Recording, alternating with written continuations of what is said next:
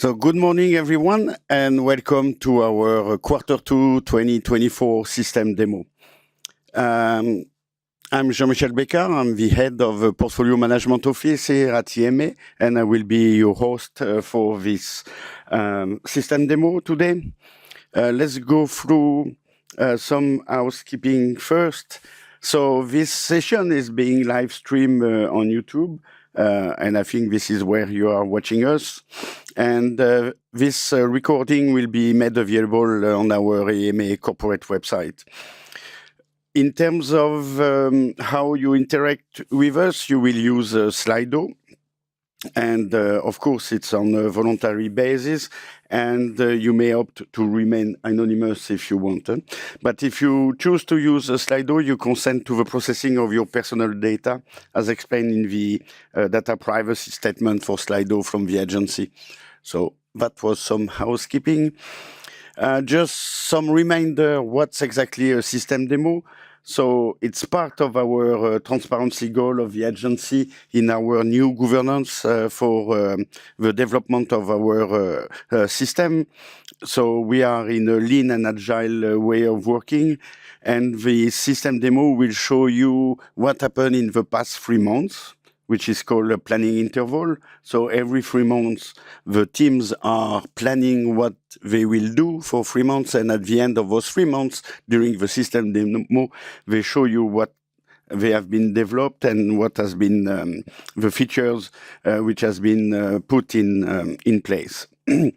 It's an opportunity for you when you have a stake in the product to give your feedback and to ask questions to the development teams to make sure we are building the right solution for you. And of course, it's recorded and published on the EMA corporate website. So the next system demo will be the 18th of September 2024, where we will show you what will happen during the Q3, which will be planned next week during our PI planning. If we go through the agenda, we have quite a long agenda, and we are together until 1:30. We will start with managing the agency and the new fee regulation, and then we will go to the monitoring value stream with the ESMP, the shortage monitoring platform, and the Antimicrobial Sales and Use, to finish with the Veterinary Union Pharmacovigilance database, UPhV. And then we'll get some break. Then we will have a very long value stream demo, the product lifecycle management value stream, the PLM value stream, with the Union product database, the EAF, the PMS, and the product UI, and the EPI, and everything happening on ARIS, which is called the regulatory procedure management. And we will finish with the managing the agency. In fact, we will go back to managing the agency with the expert management tool, the new version, which has been delivered in Q2, up to 1:30. So you will be giving us feedback and ask questions. We are using Slido. And we have 2 ways to use Slido. So we have the code to join Slido, or the code bar. You can join from now on Slido. And then you have 2 ways to give feedback or your questions. You will be able to use the Q&A or the polls. So the polls will allow you to give direct feedback to the teams, and those questions or feedback won't be public. Where if you use the Q&A, your question and the answer, if time permits, will be public after the demo, just right after the demo. And of course, the question will be displayed, and you can upvote for them, and the top upvoted question will be answered first. Before to go to the value stream, when you go to Slido, don't forget to choose the room which corresponds to the product you want to give feedback. So before to go to the system demo, just a small update on the research and development value stream, which is not on the agenda today, because the good news is they have delivered and they are live with their main product, so they don't have anything to demo, and that's kudos to the teams. So they have completed the Scientific Explorer and the Pediatrics process on Iris, which both are live for a while now, and this is why you don't see them on the agenda. So congratulations to the team. And now we can go to the managing the agency, where all the system around the administration of the agency and the support to all the other value stream are organized and managed. And here, the first product we will talk about this morning will be the new fee regulation with Paola and Emmanuel. And I give the floor to Emmanuel, I think, first. Over to you. Thank you, Jean-Michel. I can start the presentation. Good morning, and thank you for joining our Q2 public system demo on the new fee regulation. I am Paola Samasa, and I am the agency's accounting officer and product owner for the EPIC dealing with the fee payment modalities. Today, I will focus on the changes brought by the new fee regulation as from 1st of January 2025 with respect to the orphans designation and pediatric applications, and with respect to the introduction of the new payment terms for scientific advice, certificates, and parallel distribution. My colleague Emmanuel will then illustrate the other achievements and developments made in the past quarter. If I could have the next slide, this is the Slido barcode okay, then the slide that we already discussed. This is where you can ask your questions. So let's start with the next slide then and the presentation. Thank you. So just a little bit of background, key milestones of the regulatory review cycle. The EMA fee system was introduced in 1995. Its review was due in 2010, but it was put on hold because of the entry into force of the pharmacovigilance legislation and subsequently in 2014 of the pharmacovigilance fees. In 2015, they called data gathering, collecting and assessing time, workloads, and costs from both EMA and the national competent authorities, and it launched an impact assessment study. Such study led to the publishing in December 2022 of a proposal for a revised fee regulation. And in September 2023, such regulation was adopted by the European Parliament and eventually published in the official journal in February 2024 with an implementation date of 1st of January 2025. The principle and the key objectives for a new EMA system are essentially four: harmonization, flexibility, alignment, and sustainability. By harmonization, we mean that we are establishing a single framework for a streamlined fee system. At the moment, we are based on two fee regulations. We are going to merge them and have one single framework.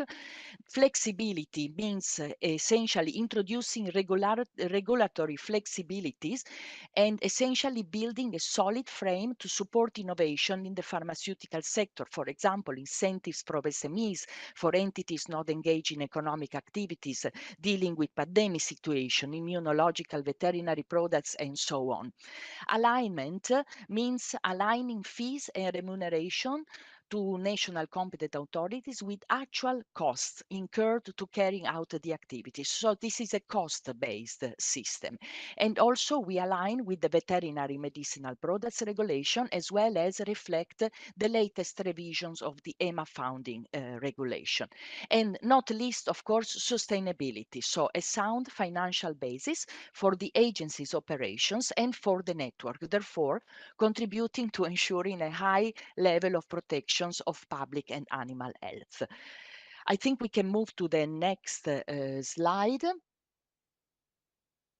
Yes, thank you very much. So, key changes to the orphan designations and pediatric processes, as I said at the beginning.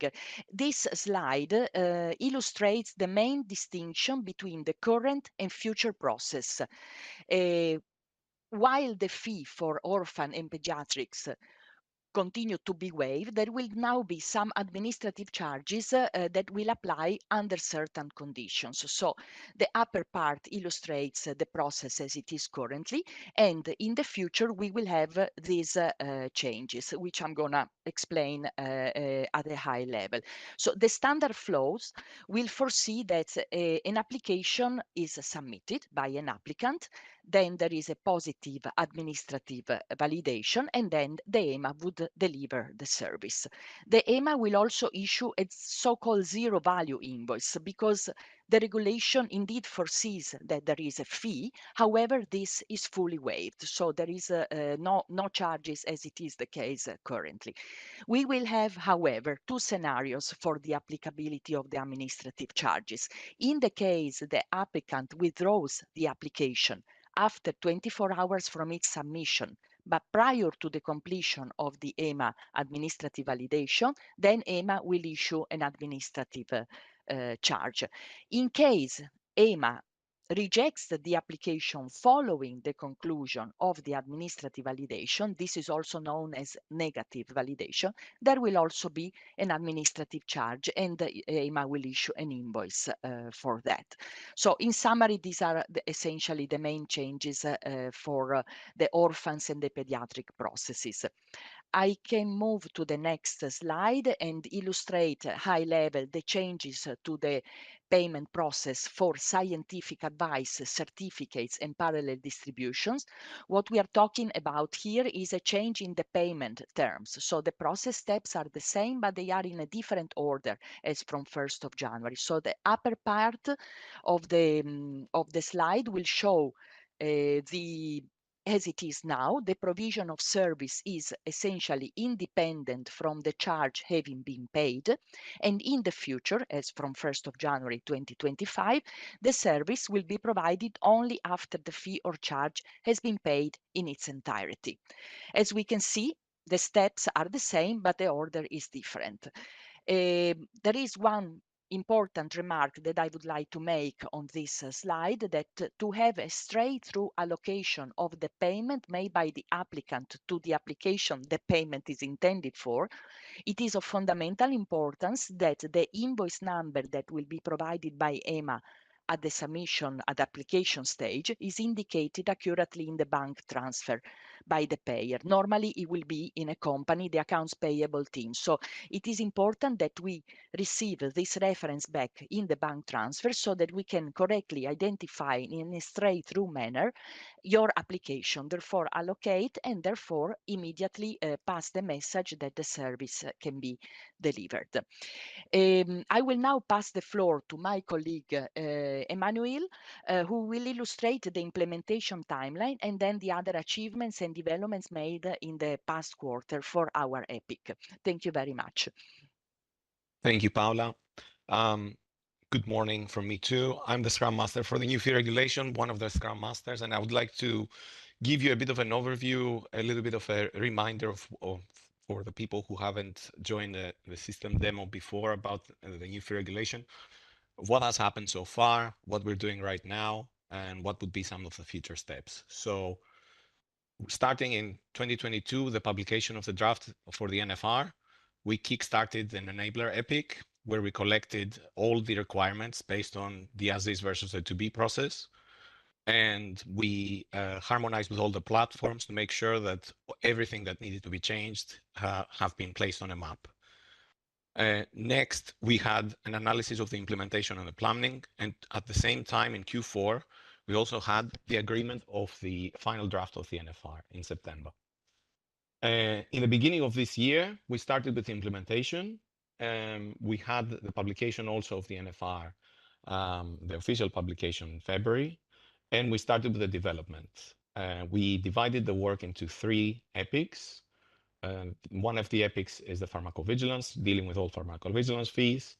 Another epic was dealing with the 3 fees that Paola explained are using a new method for payment, the prepayment method. And all other fees go under the core epic. In June, we had also the approval of the working arrangements.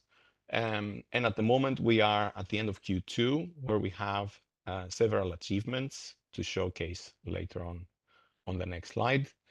Now, in the future, we also have UATs coming up in Q4. And in Q3, we'll be finishing with all the other implementations that we have. We plan to go live in January 2025. Before that, we're going to deal with all the UATs and fixes so that we are ready for it. In terms of the change management, we have also done quite a lot of information and impact gathering, and we've started with communication and engagement opportunities at the moment. So in the next slide, we can see a little bit more of the achievements for Q2. We have finished with the integration between Spore and the new interface. One of the key changes that we have is also upgrading our interface that connects every database with our financial systems to a modern interface that is going to be much more efficient and reliable. So one of the first achievements that we did is connecting it with Spore. Then we also had as a target for Q2 to finish with the implementation of the first set of fees, which were our MVPs. In the core Epic, we had the orphan designation for Iris on the Iris side, and we also had the pre-submission on the Sciamed side. And for prepayment, we had the parallel distribution finished as well. We also conducted quite comprehensive technical analysis for the integration between Iris and our new interface, and for propagating the fee details into our financial and accounting applications. We established a foundational backend technical infrastructure, including all the new interfaces and connections between the new systems. We achieved the full development and integration of the case management for referrals, and ensuring seamless workflow of the process. In terms of the change management now, we had our SMEs partly trained so that they continue to support us with the development and the change management. We had quite a few sessions where we informed our internal stakeholders of the changes that are brought about by the new fee regulation. And finally, we had some meetings with the industry and network to further explain the details of the upcoming changes. Next slide, please. Now, what would be the next steps and in terms of engagement? We have on the 15th of July, we have a dedicated webinar for our network stakeholders. We're also planning in terms of for our veterinary stakeholders, we have dedicated webinars. The first one will be on the 20th of June.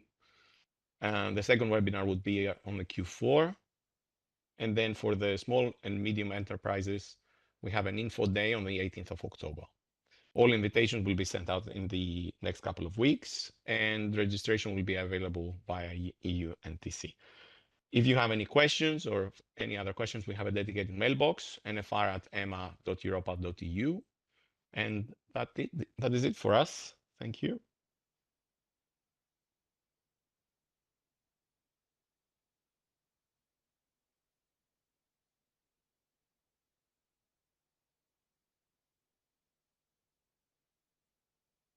So thank you very much, Paola and Emmanuel. So we don't have question yet. Let's give some time to the audience. And we have until 9:25, so we still have 6 minutes.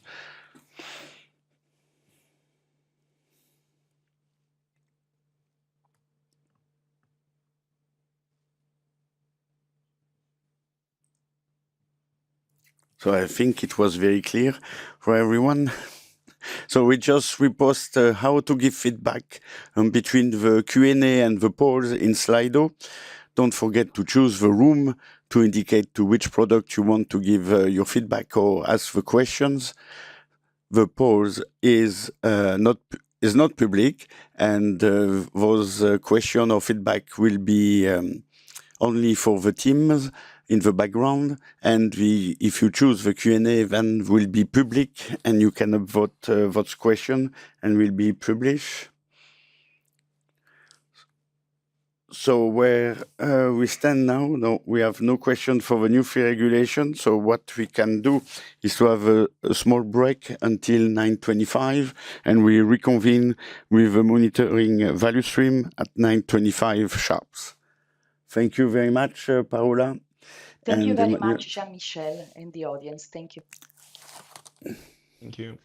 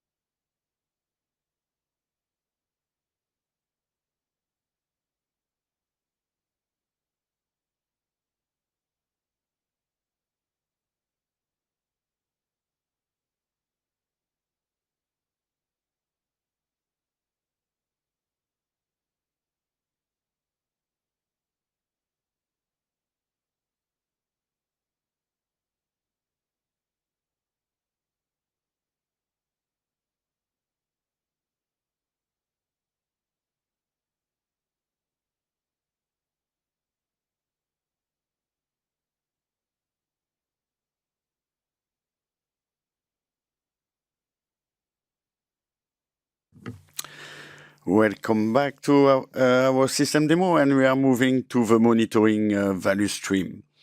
So this is where all the capabilities to monitor the availability and the safety of our medicinal products is located and worked on. And we will start with the European Shortages Monitoring Platform, as known as ESMP. And Sofia will be our presenter for this demo. Over to you, Sofia. Indeed, she will. Thank you so much, Jean-Michel. So good morning, everyone. Another day, another system demo of the ESMP. So we'll guide you through some features that we have delivered in the meantime. And yeah, I hope you stay tuned. So I will share my screen. And you should be seeing my presentation now. Yes, we can, Sophia. Thank you. Excellent. Thank you so much. So, as always, please submit your questions via Slido, and we'll have some time towards the end of the presentation to address them. The intro of the ESMP, again, very quickly, I won't spend too much time on this, but of course, the data collection, the analysis and reporting functionalities, the shortages management, and the data integration with all the other EMA systems, and also interoperability with NCA and industry systems is what will be the cornerstones of this product.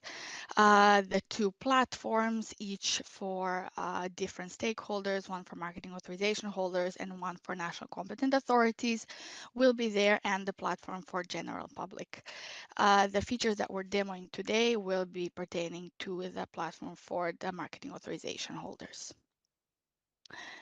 A quick timeline and where we are. So, of course, according to the agile process and agile deliveries, we've been delivering features bit by bit, and all of this is towards the go live in Q4 for marketing authorization holders, where we'll be launching the preparedness features, which will be the routine shortage reporting and the features for MSSG-led preparedness and crisis, which require a bit more detailed monitoring.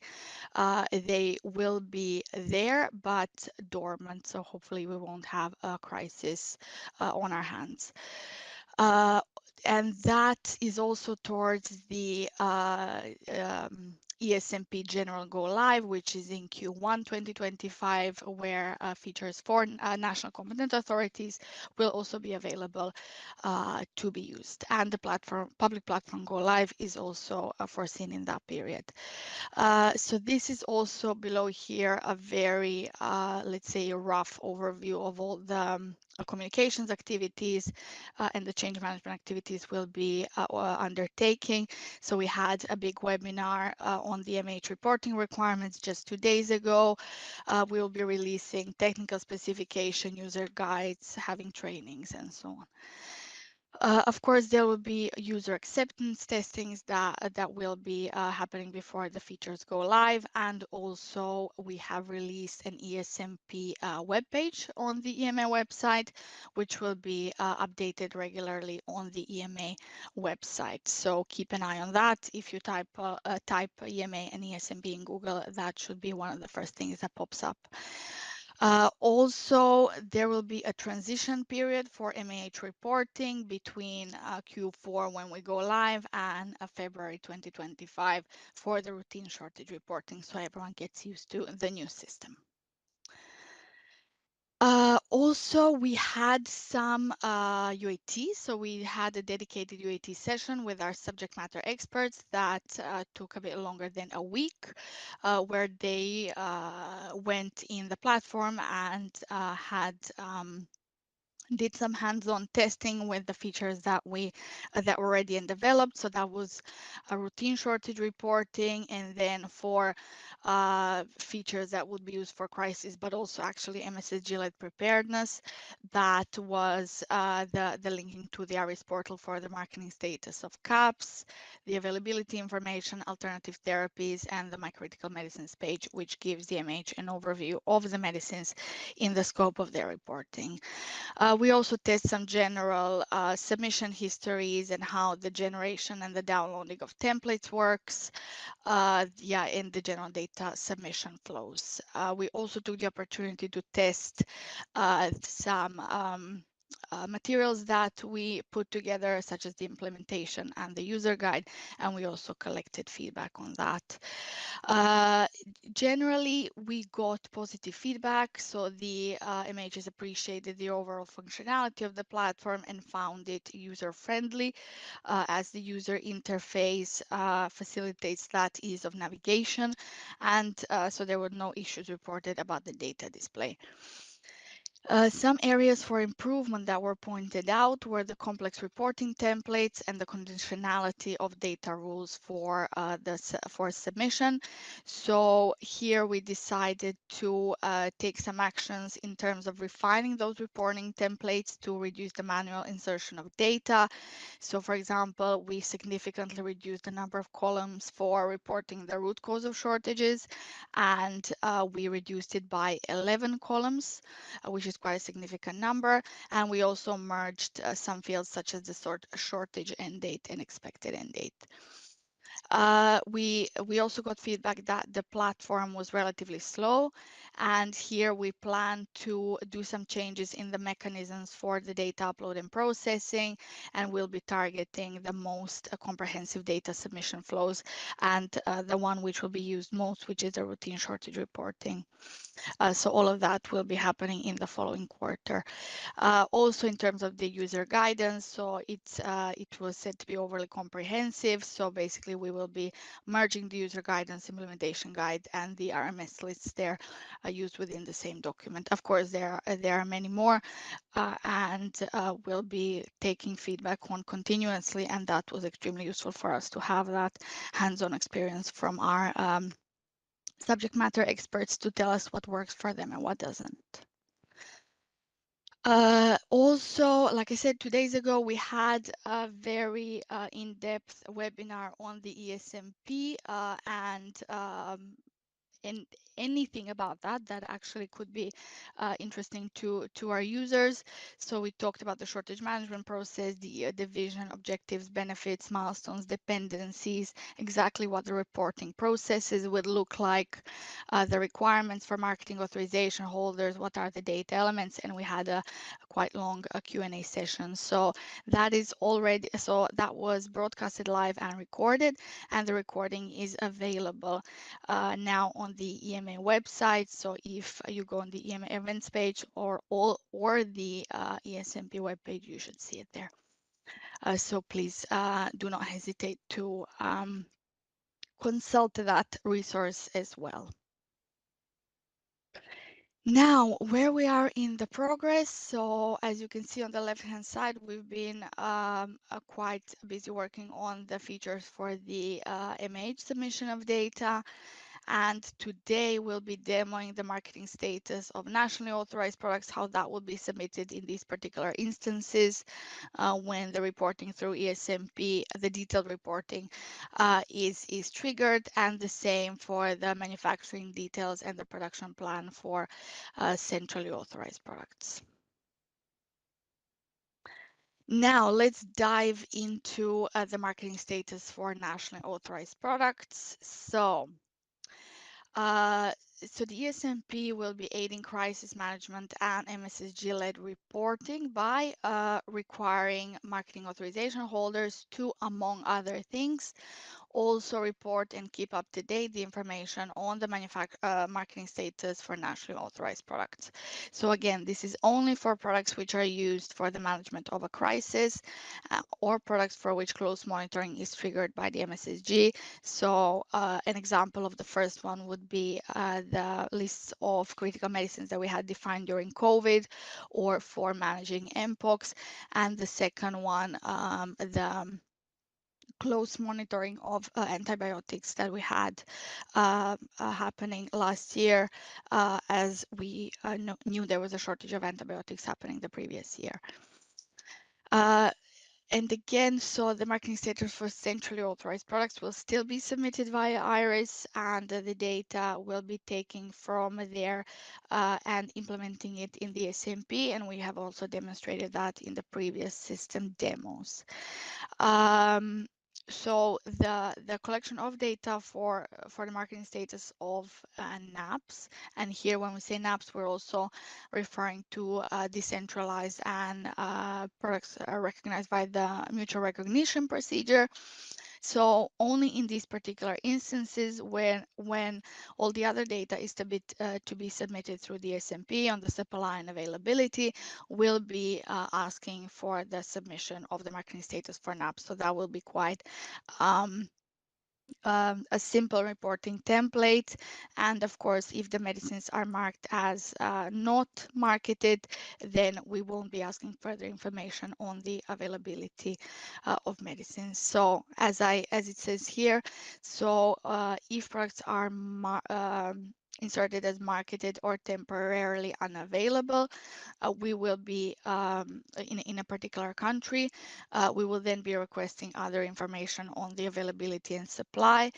And again, that I have demonstrated in our previous system demos. But for products which are marked as not marketed or never marketed, so then the further data collection in the ESMP will not be required, because of course there are no supplies for a product which is not marketed, and all the other data elements also become not applicable. So these products which are then not marketed or never marketed will not even appear in the further templates used for the population of data for other data elements. So this is what the process will look like if there is a crisis or MSSG-led preparedness declared. So the users will first review all their critical medicines. They will review the marketing status of their centrally authorized products, and then submit the marketing status of nationally authorized one. And that will require the downloading of the template, which, as for all other processes, will be pre-filled with their product data, which are under their product portfolio and under the scope of their reporting requirements. So they will then compile and submit the relevant information and perform the updates to keep the information current whenever needed and whenever there are any changes. The template will contain the following data elements. Now, these ones you've been used to seeing. Again, it's the same data elements that we use in the majority of other templates, and this information on the product will be pre-populated from PMS. The marketing status details would then, so there will be only 3 data columns to be populated. The marketing status, so to say whether the product is marketed or not marketed or potentially temporarily unavailable. And also there is, if the MH plans to withdraw the product, then we are asking them to tell us the date and any additional comments on that. So these 2 columns are only populated if a permanent withdrawal is planned. Then now let's see what that would look like. So this page is still under development, but the left-hand side navigation is already there. So you will navigate to the marketing status of NAPs and download the template.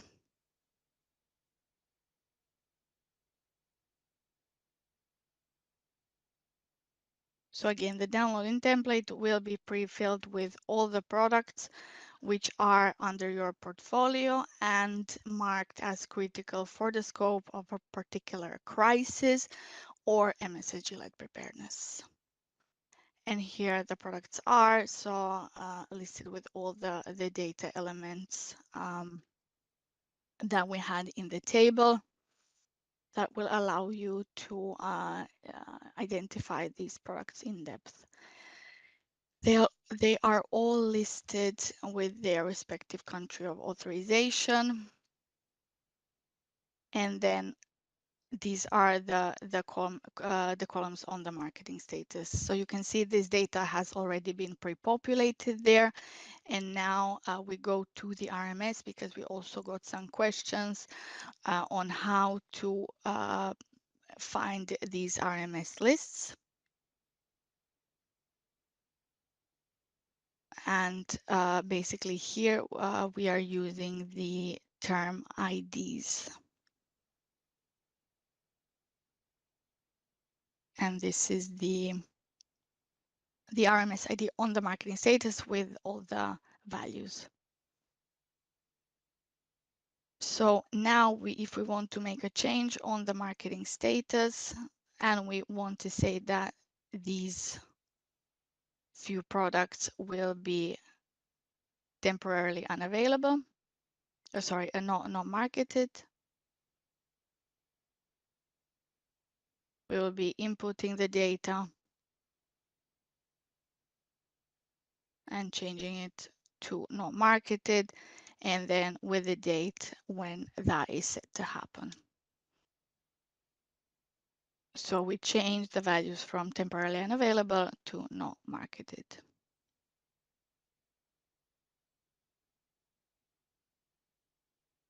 And the dates are then populated for each of these.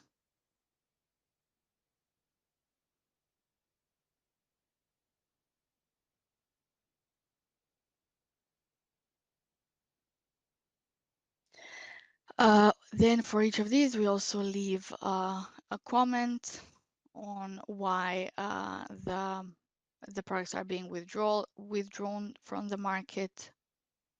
And if these reasons now apply to all these products, we insert all of that there.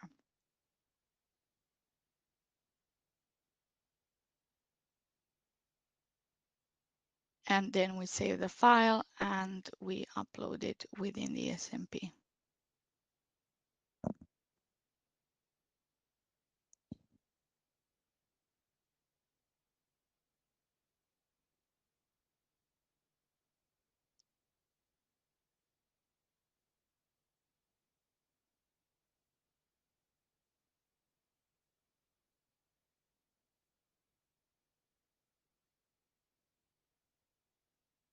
Then when we click submit, and then the processing starts happening. Now, of course, the errors are here checked for and validated. So checking that the PMS identifier corresponds to the right products within the user's product portfolio and only refers to products which are marked as critical. So you can see there was a success there. And now if you go in the submission history, we also see that who submitted it and what the outcome was. If there would be error messages, they would also appear here.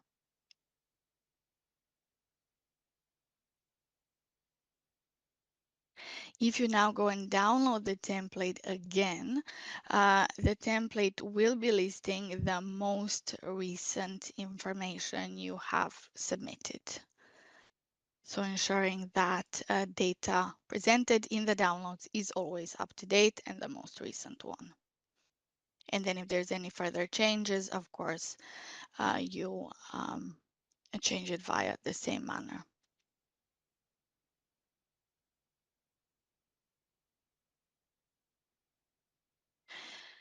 And that would be it for the marketing status of NAPs. Now, moving on to the manufacturing information for centrally authorized products. Again, so this feature is designed to provide comprehensive insights into the manufacturing details, including the production plan and capacity of centrally authorized products. And of course, that will be very important for estimating the quantity of products produced globally and for planning effective responses to shortages.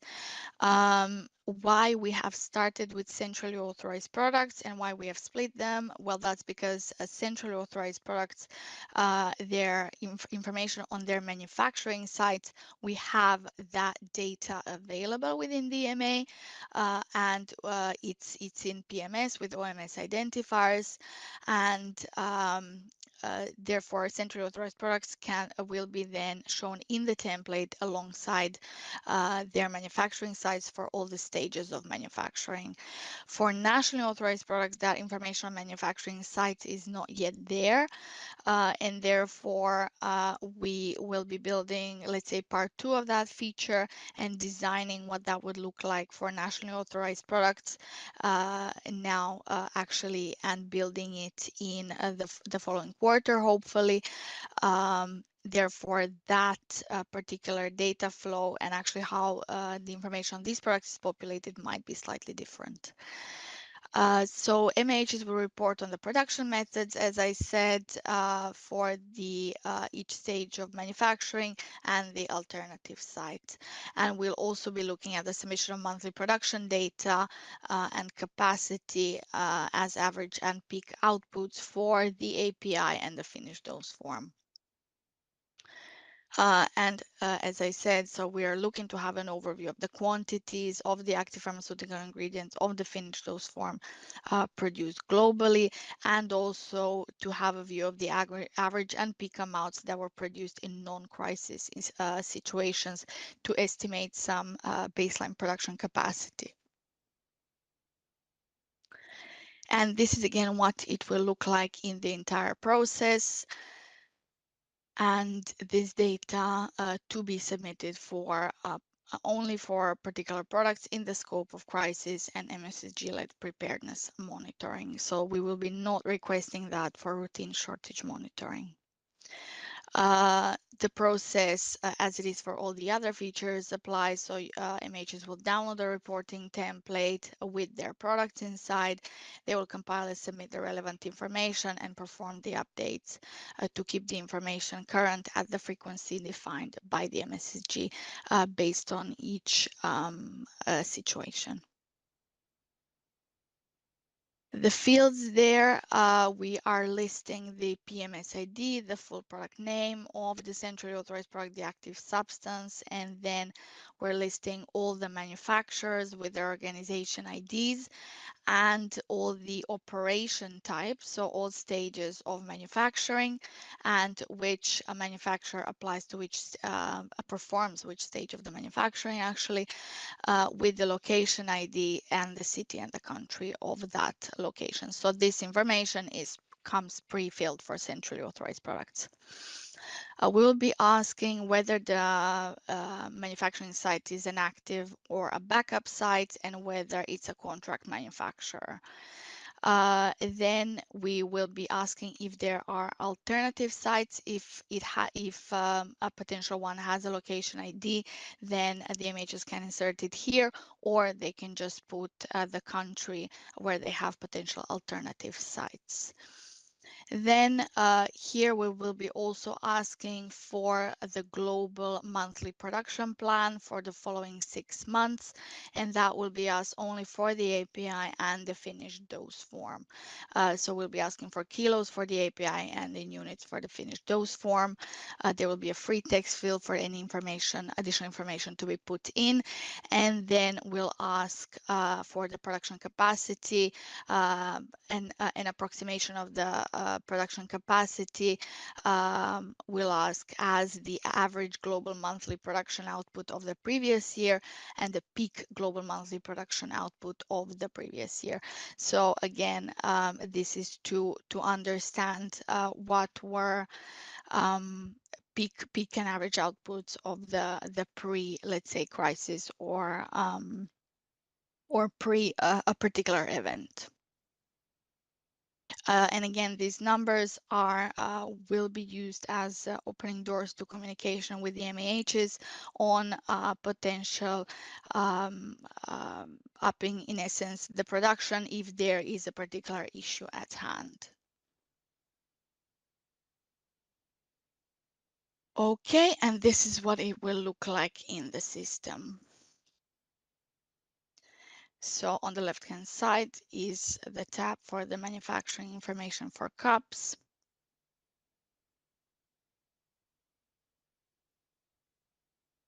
And the data can be downloaded here.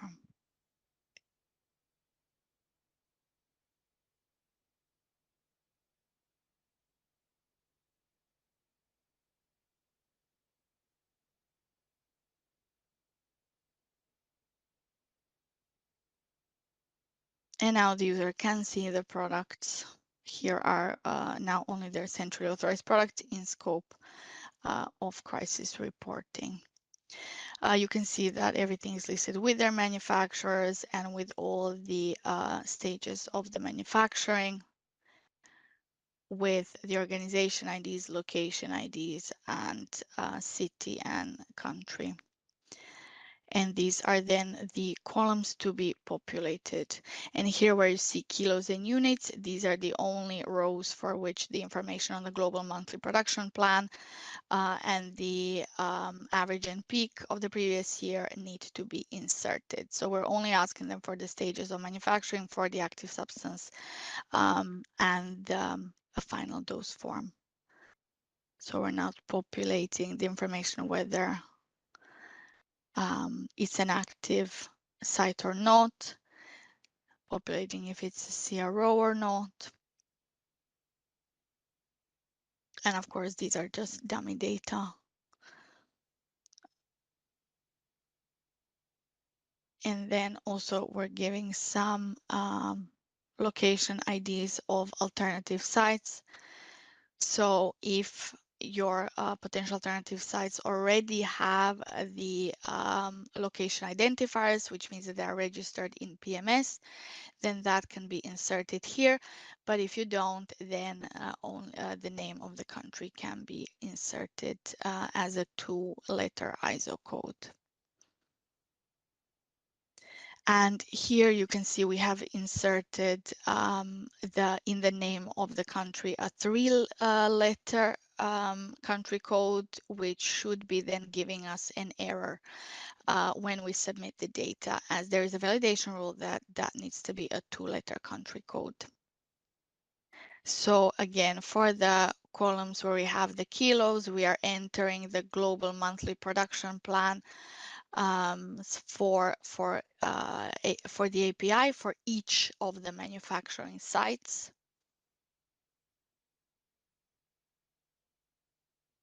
And the same for the peak and average of the previous years. So again, here where there is the kilo, it is information on the active substance, and the units is information on the final dose form. Finished dose form, actually.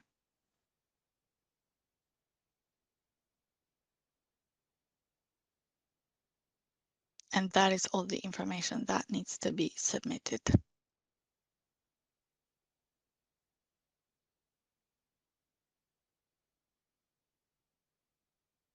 We go to submit data.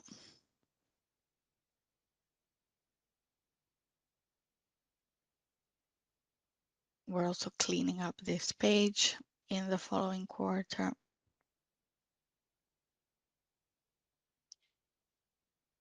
And then the files can be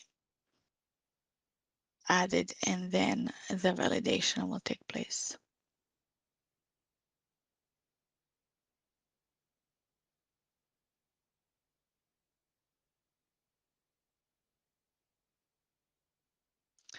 We have also now aligned the names of the files to align with the features.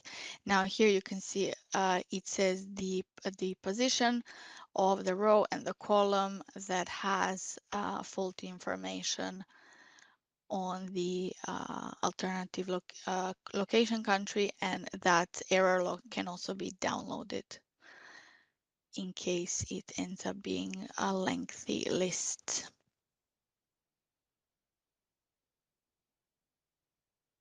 Also, the name of the validation result file we have aligned to the particular feature. So N14 and 15 had issues, and that's exactly where we would expect them to be. So we are now amending that.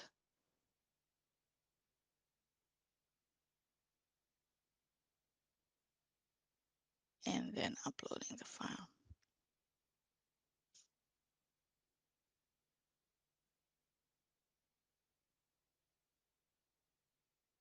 So we go back to the submission data flow, and we upload the new template. Sorry, the new file, which was amended. Also, the users can rename the files if they want to. It will not impact the validation, but we have now named them to be aligned with the feature. So we see in the bulk upload status that it was submitted.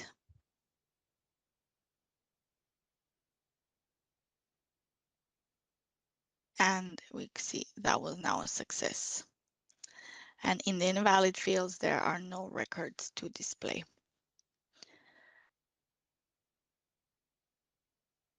In the submission history, we can see that this information has been submitted and when. And again, if there are errors, we would see them. We could go back to them here.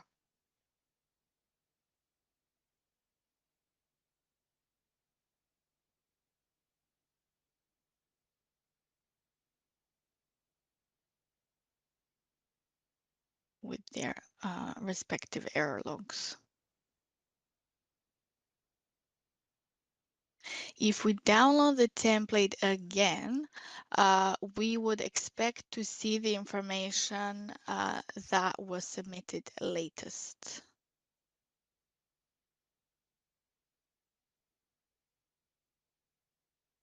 And there it is. So the information as we submitted them in the latest version of the file is there. So then when there needs to be a monthly submission again, let's say that the MSCG defines the submission frequency as monthly, then the users can just go in and amend the data as needed and then submit the data set again.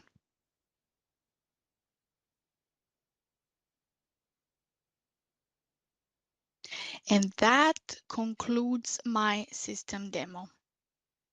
Emily, back to you. So thank you very much, Sofia. It looks like we have, of course, a lot of questions around the ESMP. We have 8 minutes, so we try to answer most of the question, as much question we can, as many questions as we can. So the first one is about MAH. We have to report the baseline on marketing status for each pack size for the union list products until February 2025, even if there is no shortage. Well, I think that you have a clear answer for that one. Okay, so marketing status. No, so for marketing status, okay, let's start from the beginning. The marketing status of centrally authorized products always needs to be submitted. So that's a standalone process that already exists in IRIS, and that's a standing requirement for marketing authorization holders to submit data on the marketing status of CAPS to the EMA. The marketing status of nationally authorized products will be requested for the ESMP, but only for the products which are in scope of critical crisis reporting, or which are monitored very closely by the MSSG. So like we had for the antibiotics. There is no direct correlation and no immediate reporting requirements for the union list of critical medicines, except for the submission of pack sizes in XCV-MPD and subsequently their structuring in PMS, and post-Feb 25 the submission of data on manufacturing sites for NAPs in PMS. So a lot of different information has been I feel put in this question, but not they apply to different categories. So Anna, I would ask you to have a look at the webinar that we delivered 2 days ago. There we go in depth into all of that and what needs to be submitted for each category of products. So thank you very much, Sofia.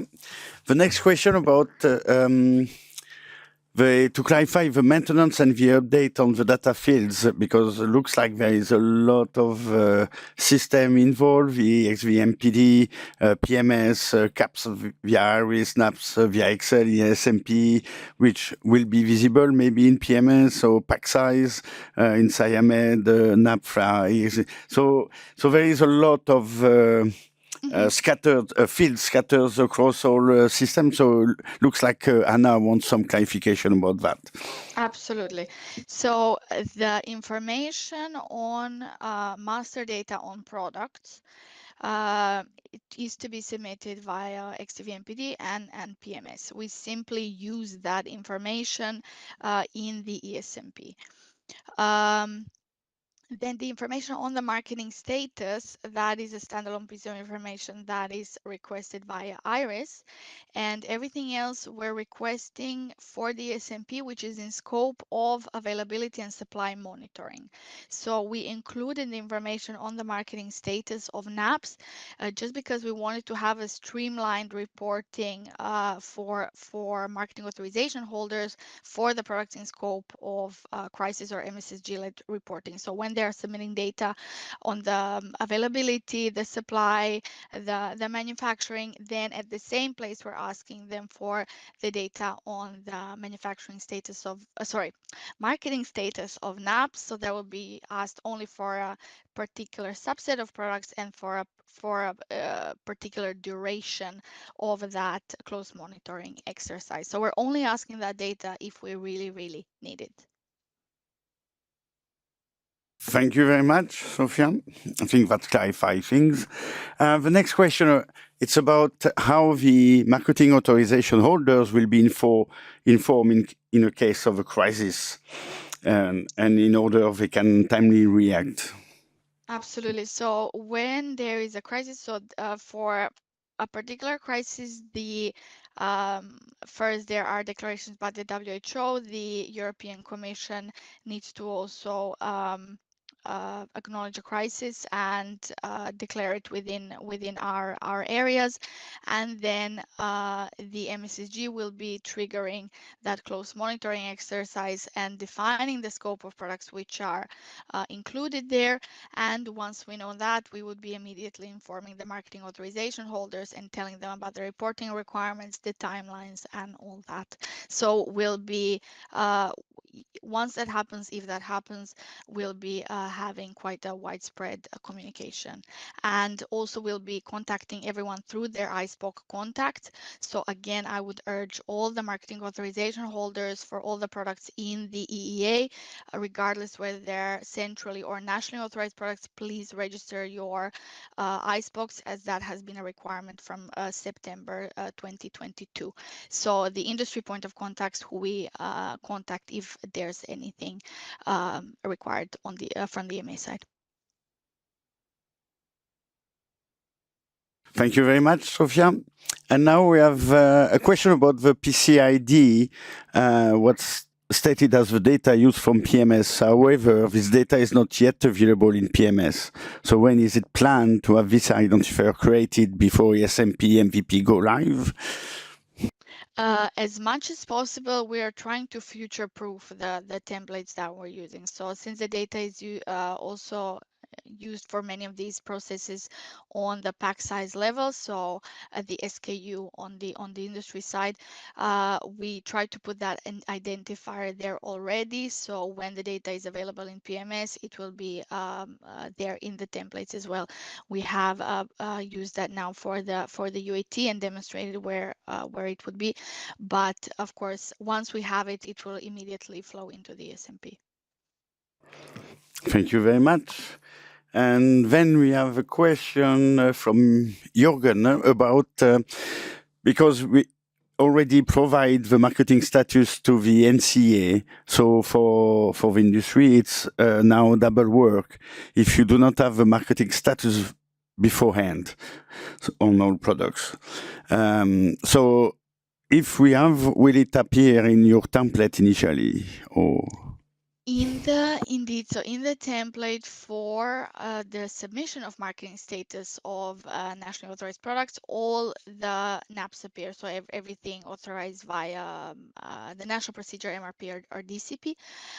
So everything will appear there. If you then tell us that the products in a particular country are not marketed, then they will not appear in the templates for the further data submission. But again, we're asking the data only if there is a crisis or MSSGL preparedness, and only for a particular subset of products, which is limited. Thank you very much, Sofia. I think, nope, that was the last question. we don't have time anymore.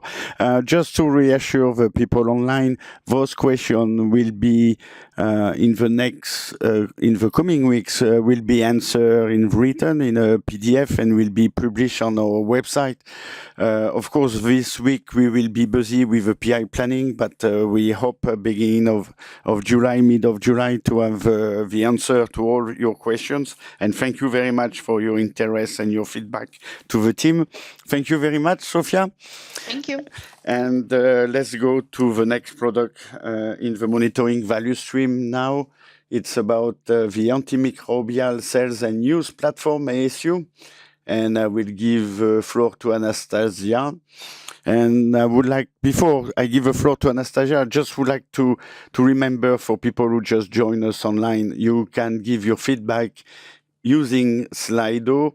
You have a QR code here and the Slido code. You have the Q&A for question and answer publicly, and those will be answered as time permits at the end of the demo. And if you use the poll, then the feedback will go directly to the public and won't be displayed or won't be answered in public. So that's a direct feedback to the team. So over to you, Anastasia, for the demo on the ASU. Thank you very much, Michelle. Good morning, everyone. So it's a pleasure to be here today presenting the Antimicrobial Sales and Use platform for the first time as a system demo. Therefore, before we go to the demo, just a bit of a brief introduction about what ASU actually is.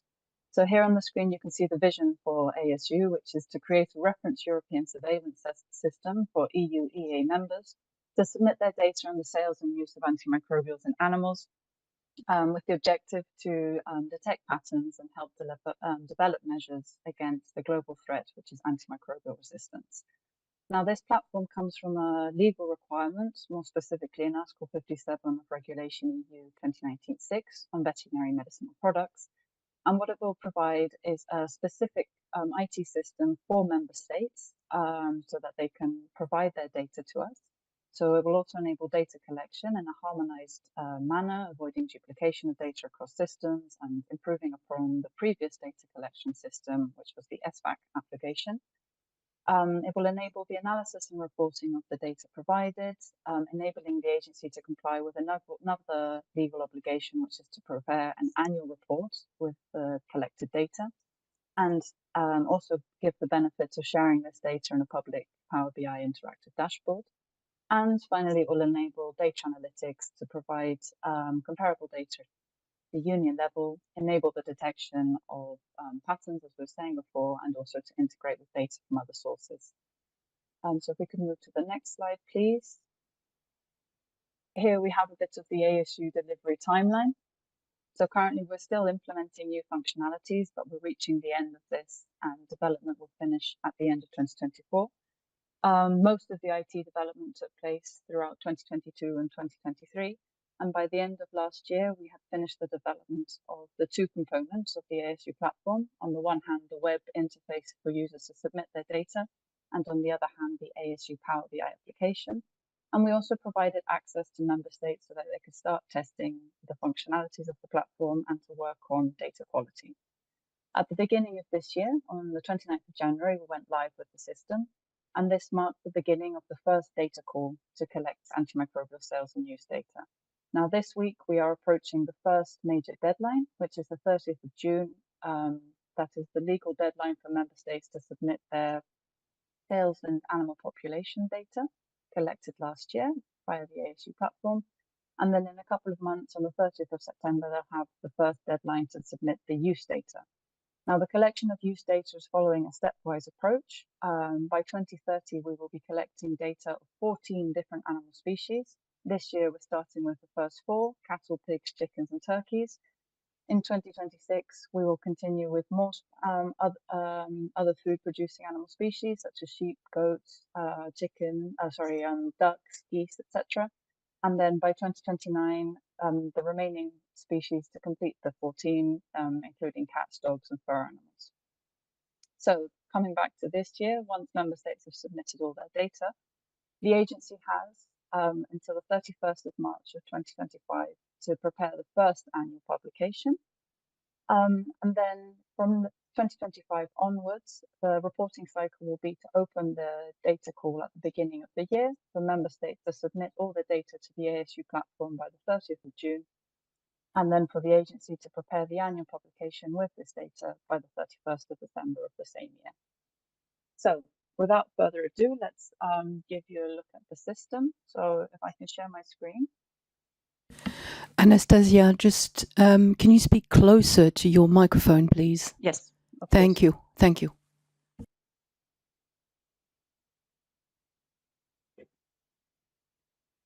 I think I need presentation rights.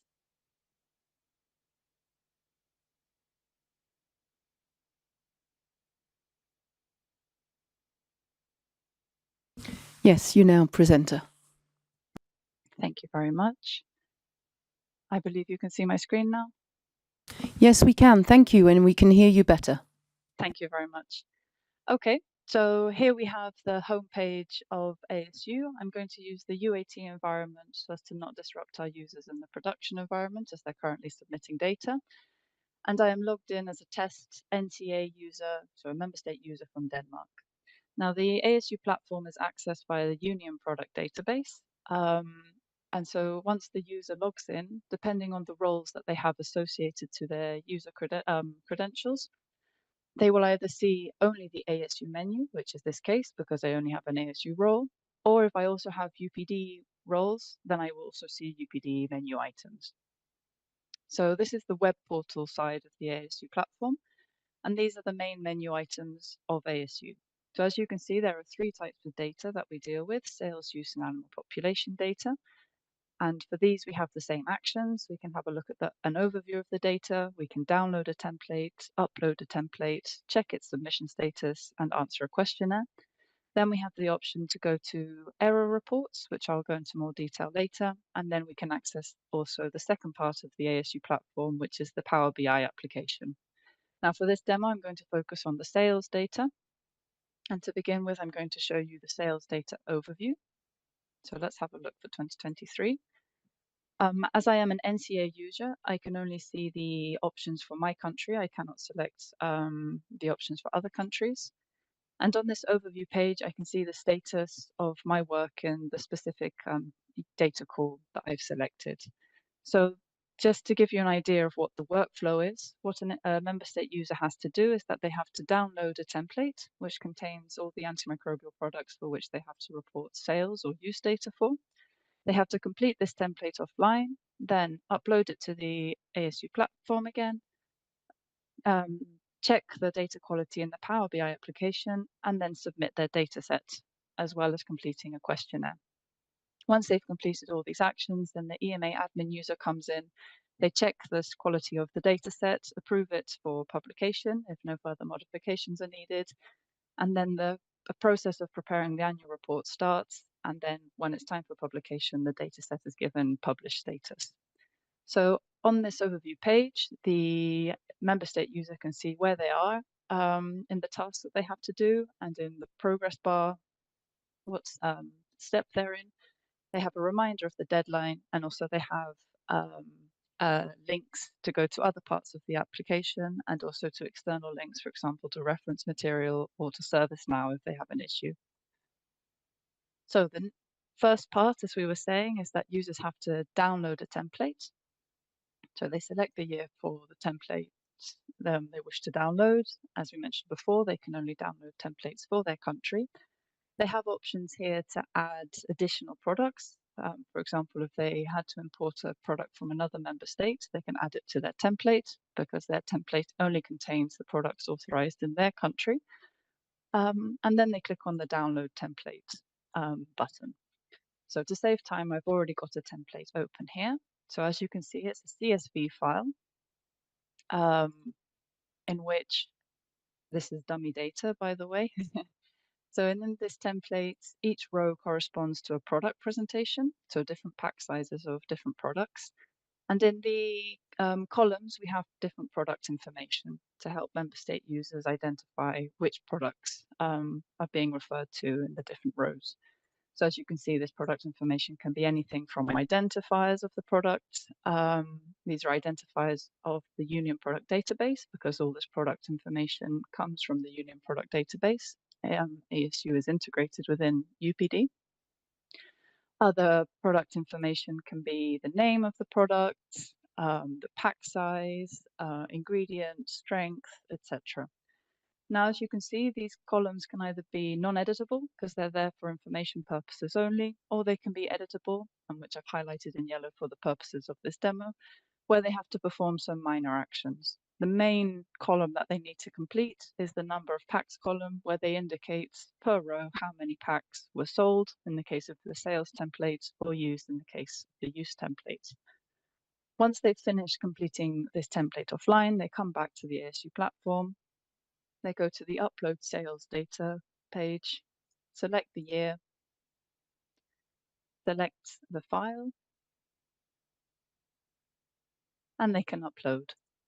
Now, the outcome of this upload can either be unsuccessful if there's an error in the template, and then the user has to go to the corresponding error report to see what the error was, or as in this case, it was a successful upload, and the user is informed that their data set will be made available shortly in the Power BI application. So just going over the final elements, here they can access the error reports we were mentioning if something's gone wrong with the upload. So the system informs them exactly what errors were detected in what rows. And then the next step then is to check the submission status. So we'll look for the data set I've just uploaded. I can see it's here. I see I have a previous one. So imagine I uploaded one, changed something, so I don't want this one anymore. I can cancel it. And so now I have my final template, which I want to submit. So I go onto the submit button, and first it asks me if I have confirmed that the data quality of the template meets the requirements, and have I validated in Power BI. So the next step is for the user to go to Power BI, which I will do in a minute. And once they've confirmed the data quality in Power BI, then they could submit the data sets. The EMA admin user can check which data sets have been submitted, and when they have this status, we know that we can step in to start performing our own validations. And then last but not least, on the web portal section of the ASU platform, there are also questionnaires which users have to complete each year to provide additional information on the data sets they have provided. Now, just to finish off, we have the ASU Power BI application. So when users click to go to Power BI, the first thing they arrive to is this About ASU BI landing page, where they have information about the different reports that are contained in the application. Again, useful links, tips on how to use the different Power BI functionalities. And then here in the navigation menu, they have access to the different validation reports. So first of all, there are specific validation reports for sales, use, and animal population data. There are 3 types of reports which are repeated for each of these. Then we also have what we call farm to fork reports, which enable the comparison of the data collected with the ASU platform with data previously collected under the SFAC project. And then in this case, I'm logged in as an admin user, so I also have access to EMA admin reports. For time's sake, we'll just focus on the use validation reports. So as I was mentioning, the use validation reports, the three types are the same for sales and for animal population.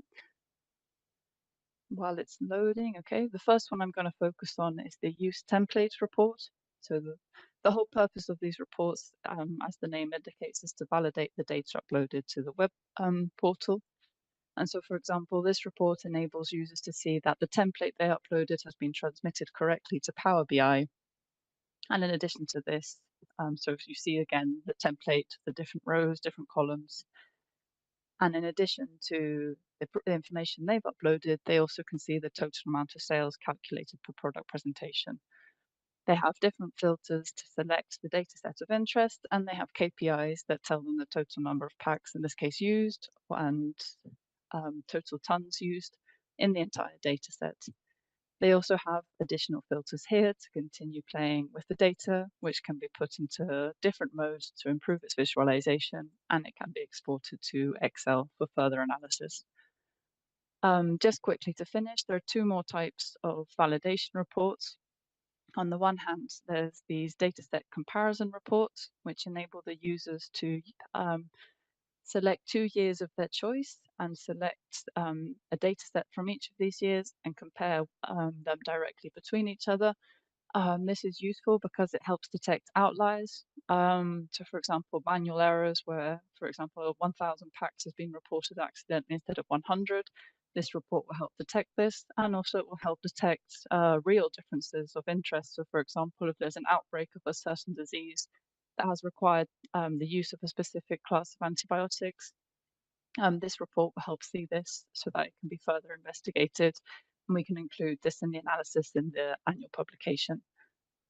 So yes, here you can see the difference between the two data sets and the total use per product form, per antimicrobial class. And again, many different filtering options, and there are also additional sub-reports which enable, for example, to compare these data sets at substance level, and the other one is at package level to see the specific differences between identical packages in different years. And then last of all, we have the trends report, which enables users to select a time period of their choice and see how the trends and use, in this case on sales, has gone throughout this time period in the total tons used, per antimicrobial class, per substance, and per product form. Again, Power BI offers many different options of filtering, of exporting the data in different formats, and is really a powerful tool that we hope is going to really help us improve the data analysis that we were performing previously with SFAC. And with that, thank you very much for your attention. I'll end the demo here. So thank you very much, Anastasia. We are running out of time. We have no question for now. So thank you very much, Anastasia.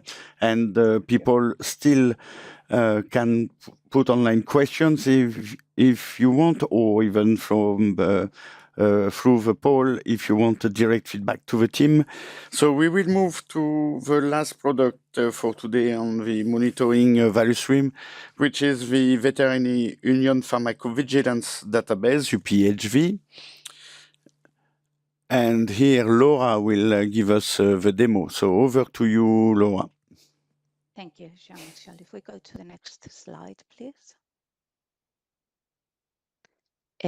As mentioned before by the previous presenters, you can submit your questions via Slido. So let's move on to the next slide, please. So I will start my presentation by giving a brief overview of the functionalities that have been developed for UPhV in Q2, and then briefly present the plans for Q3. And then I will start the demo by briefly presenting some slides on the developments for the data warehouse and conclude my presentation with a live demo of the duplicate detection tool. So during Q2, the focus on the EV website has been mainly to improve the efficiency of the duplicate detection and manual recoding tools to enhance the data quality of the system. With regards to the data warehouse, the main developments have been focused on adding the product grouping functionality to both the adverse event overview and line listing dashboard to enhance the analysis capability, mainly for marketing authorization holders. And then a complete new dashboard has also been created, which is a trends analysis dashboard at product grouping level. And finally, with regards to the IRIS CRM side, IRIS has been integrated with the variation process. And then for the plans for Q3 are to continue enhancing the signaling dashboard and the trends analysis on the data warehouse, and also to include pre-calculations at product group level on the signal detection dashboard to improve the efficiency and speed of the data retrieval.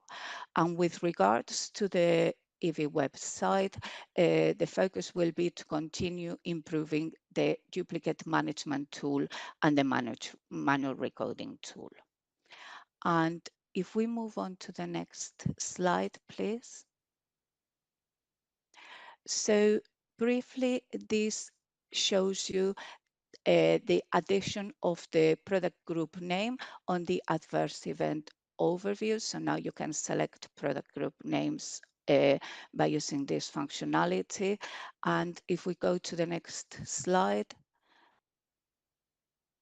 this product group name has also been included in the line listing dashboard. Next slide, please. So then I will briefly show you the first implementations on the adverse event trends dashboard. In here, there are various filters that can be applied to obtain results based on the filters selected. So for example, you can select a specific one or more product group names, or you can select also an entry from the federal hierarchy at any of the levels. You can filter by different species and breeds, and you can select a specific period of time by using the message received date period. And please go to the next slide. And as I said, this is the first implementation on the dashboard, and the results that can be obtained at the moment look as follows. So on the first set of graphs that you can see at the top, you can see the number of cases by year and by product group name on the left-hand side, and on the right-hand side, you can see the information based on the number of animals affected. And then at the bottom, you can see the interannual variation for the number of cases. And as before, on the left-hand side, the information is based on the number of cases, while on the right-hand side is based on the number of animals affected. And if lastly we go to the next slide, then in here we also have included the species. So you can see on the left-hand side information related to the number of cases based on the species selected on the selector at the top of the page. And then on the right-hand side, you can see the information related to the number of animals affected, also for the species selected at the top. And now if I could please get presenter rights, I could share my screen and I can present to you the manual recoding or the duplicate detection tool. So I will share my screen.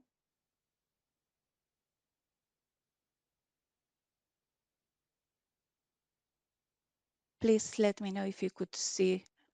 Yes, we can see Laura. Thank you. Okay, so this is the duplicate detection tool, which is a tool that is only accessible to the EMA data stewards and is used to review and manage potential duplicate adverse event reports, which have been ranked by the algorithm that runs on the back of the system. There are various filters that can be applied to review the data. For example, the one that I have applied is please provide me with those pairs that have not been reviewed yet. And then you can sort the results based on the various columns. And what I've done is sort them by the highest ranking. And so this part of the application allows you to search the pairs.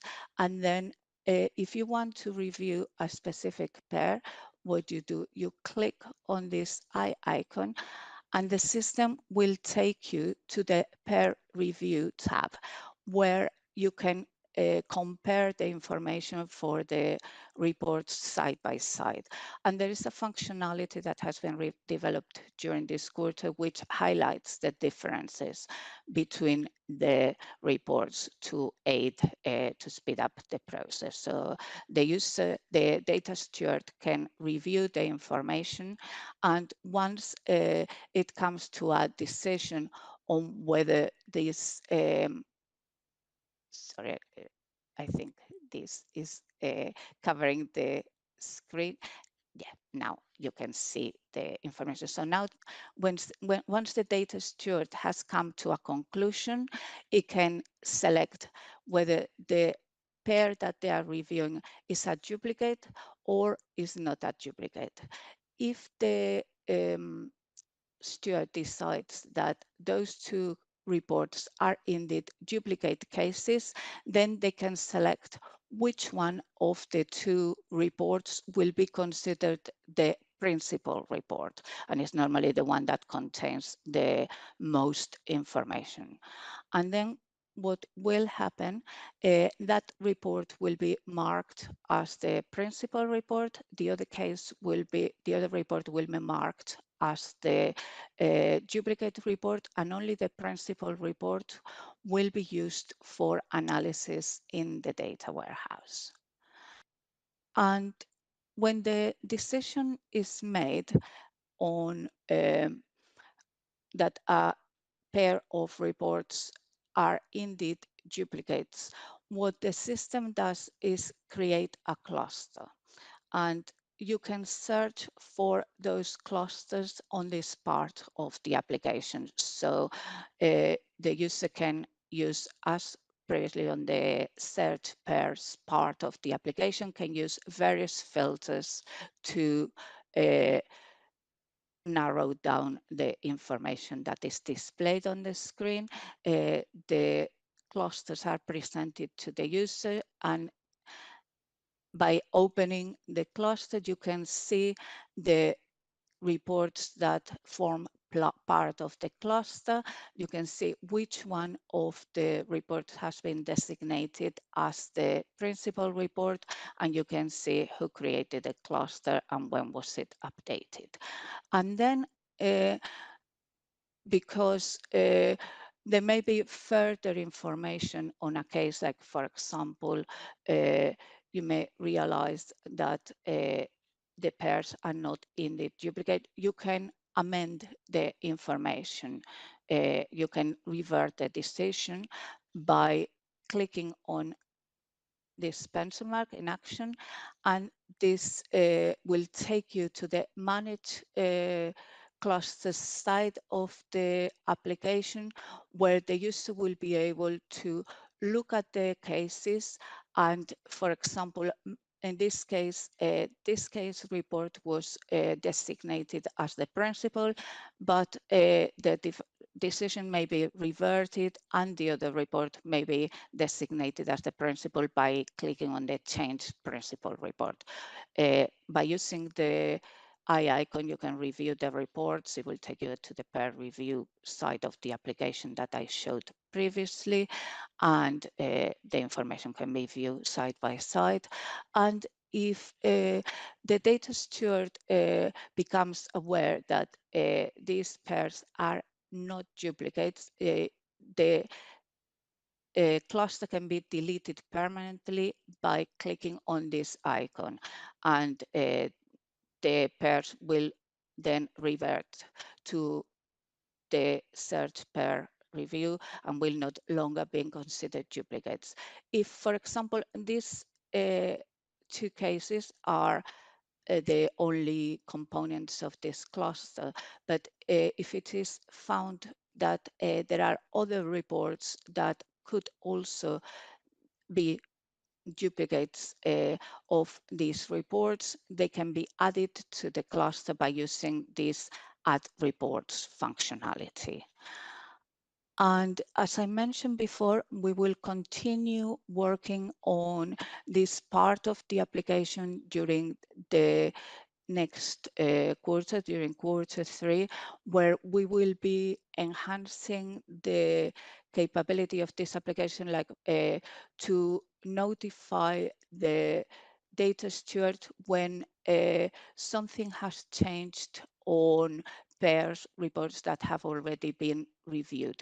Like, for example, if there has been a follow-up to one of the cases that constitute this cluster, or whether there's been a nullification, the user will be able to search for those cases and update their decision accordingly if necessary. And with this, I finish my presentation. So please let me know if you have any questions. Thank you very much, Laura. So let's see on Slido if we have any questions. Nope, no question yet for UPhV. Let me check in the portals. So we leave the Slido open. For the people online, the Slido will be open until the 10th of July, so you have time also to put your feedback either through the poll or through the Q&A. And thank you very much, Laura. And we will have a 10 minutes break until 10:45 before the next value stream. And I give you, see you in 10 minutes. Thank you very much.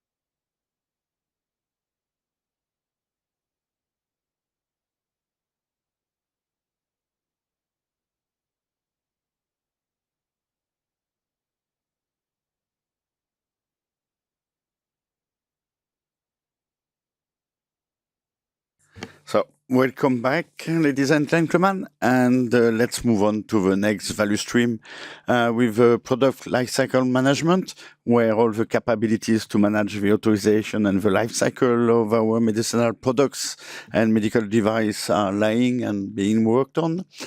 And I will give the floor to Joris to manage and to moderate this value stream. Over to you, Joris. Thank you.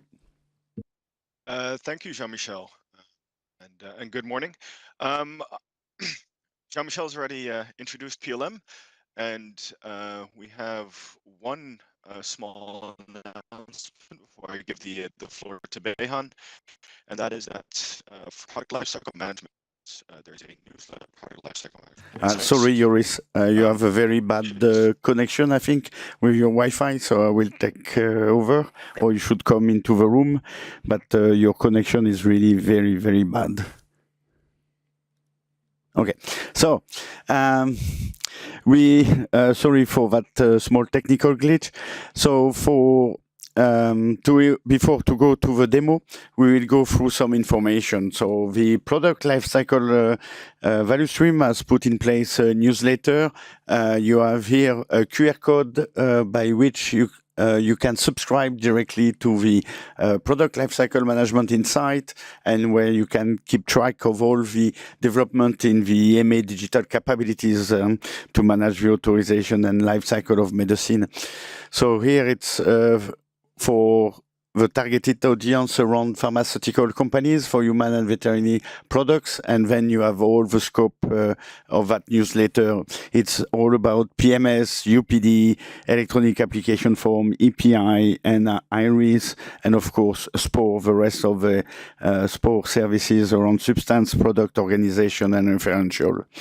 So that's the QR code. We will start the first product demo. We'll start with Behan, and it's about the Onion product database. And before to give him the floor, I will go through Slido, how you can ask your question or how you can leave feedback directly to the team. So if you are using the Q&A, your question and answer will be public after the demo, and you can upvote the question, and the most upvoted question will be answered. And we will try to answer as many questions as we can during the time allocated. And if you want to do a direct feedback to the team without being public, you can use the poll function of your Slido. And don't forget to choose the room for the right product. In this case, we are talking about UPD. And I think now I can give the floor to Behan. Over to you. Thank you very much, Jean-Michel, and good morning to all colleagues connected. Okay, I will start with the PI objectives and our achievements for this quarter. On the left-hand side, as you can see, and as usual, we had a very, very busy agenda for this quarter.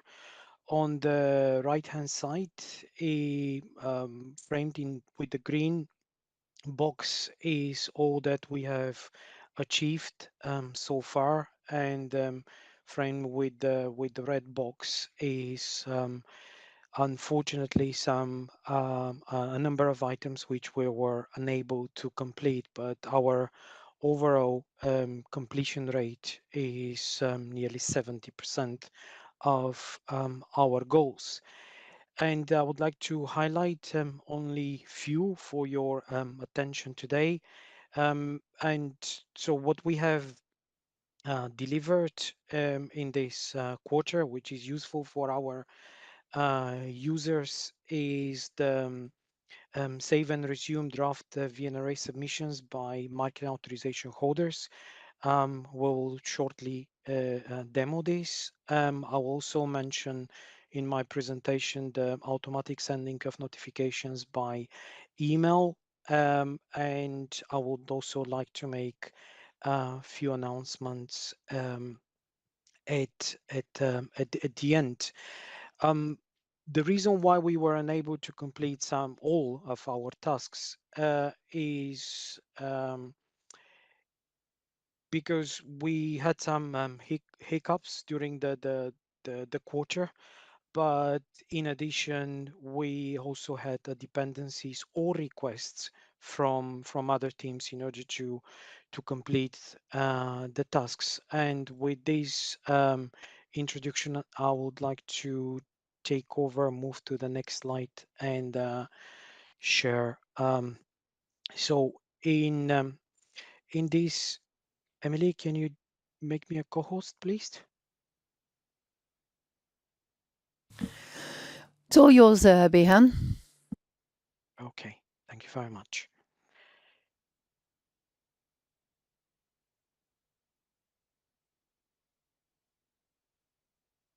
Okay. We can see your screen. That you can see. Thank you very much. Now, what I am going to demo today is how to save and resume draft VNRA submissions for the MAHs. The first step is to select a draft VNRA, select the classification code, and then look for the products for which this VNRA applies. After you have found the product, click on select, and then the next step is to write a message in the draft notes. And as soon as you do this, please be also aware that zip files are unable to be added for any drafts that have been created. Once you have completed the mandatory information, you have to click on create, either accept or cancel. As soon as you click accept, the system will create the draft identifier, and you will have the message in green. And as usual, if there are any issues that are preventing the creation, you will receive a message that it has not been created successfully. So in order to retrieve a draft, you go to retrieve button. From the list, you can see all the VNRAs and the draft VNRAs that have been created by the users affiliated to the same organizations to which you belong. And then you will be able to see the draft ID, the submission comment, the draft note, and the date of the creation. The date of the creation is something important to note because it expires 30 days after the creation, and the last updates are also overwritten. You select the draft that you want to retrieve, you click on accept, and then as usual, you can also continue populating the VNRA. Once you do the mandatory steps, tick the boxes, you have the option to update the draft, and the system will ask you to confirm by yes or no.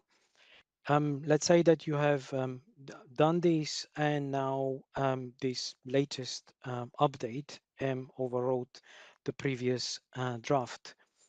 Of course, you have the option to, when you go to retrieve a VNRA, you have the option to discard this draft should you not need that anymore, and by using the relevant button and disregard it.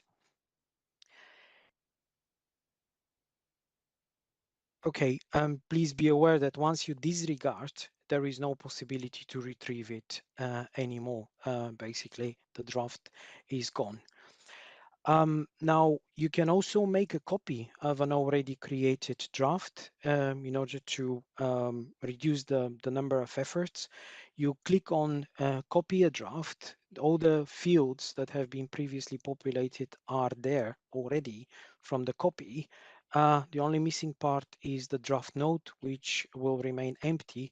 And of course, you can add a draft note for you to recognize later. After you have done this, you have the option to select add the zip file as needed for the final submission, and then press on submit. After you have submit, you'll receive the message sending that the submission is gone and the draft is also automatically removed. And this basically concludes the demo, and I would like to have the presentation back, please.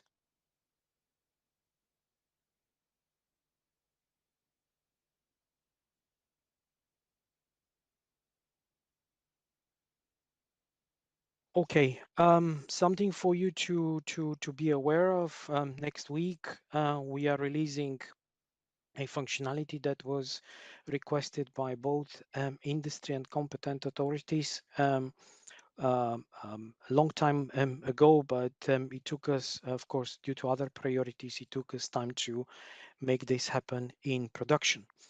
So from next week onwards, the super users of both industry or national competent authorities will have the possibility to go into a form called email notification form, whether where they will be able to create email addresses for their organizations, in which email addresses the system will be sending notifications for specific actions that have been performed in the UPD, for which the end user should be aware, either for information or to perform further actions.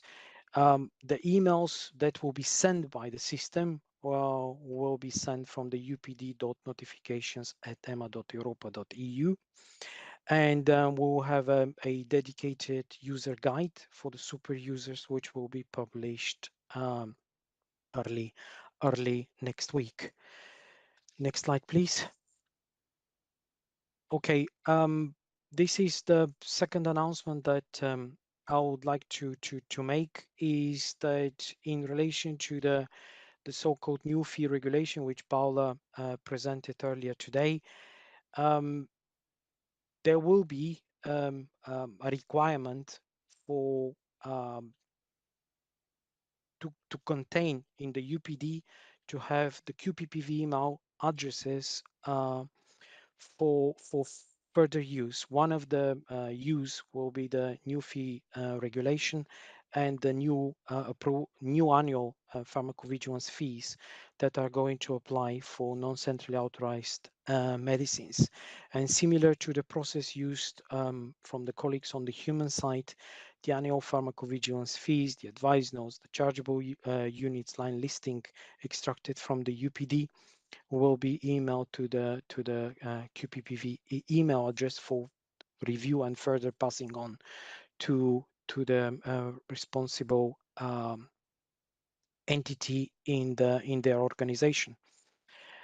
So in between August and September, we will open this temporary functionality, which will allow the marketing authorization holders to enrich the QPPV details by adding the QPPV email addresses. And this is going to be only a temporary. Towards the end of September, we are going to close this functionality. And then from that moment on, all the amendments will have to follow as usual the route for VNRAs. And in relation to the new fee regulation, here you have also a link to the webinar, which was held recently for marketing authorization holders. You can also review it and check for further information. I have one more slide, which is the usual slide that we present with the training materials, linked to the release notes, Q&A documents, and other important information for you to be aware of. And just as a heads up that in Q3, we are planning to do some revisions to chapters 2 and chapter 7 of the implementation guide, which will be published in due course. Thank you very much.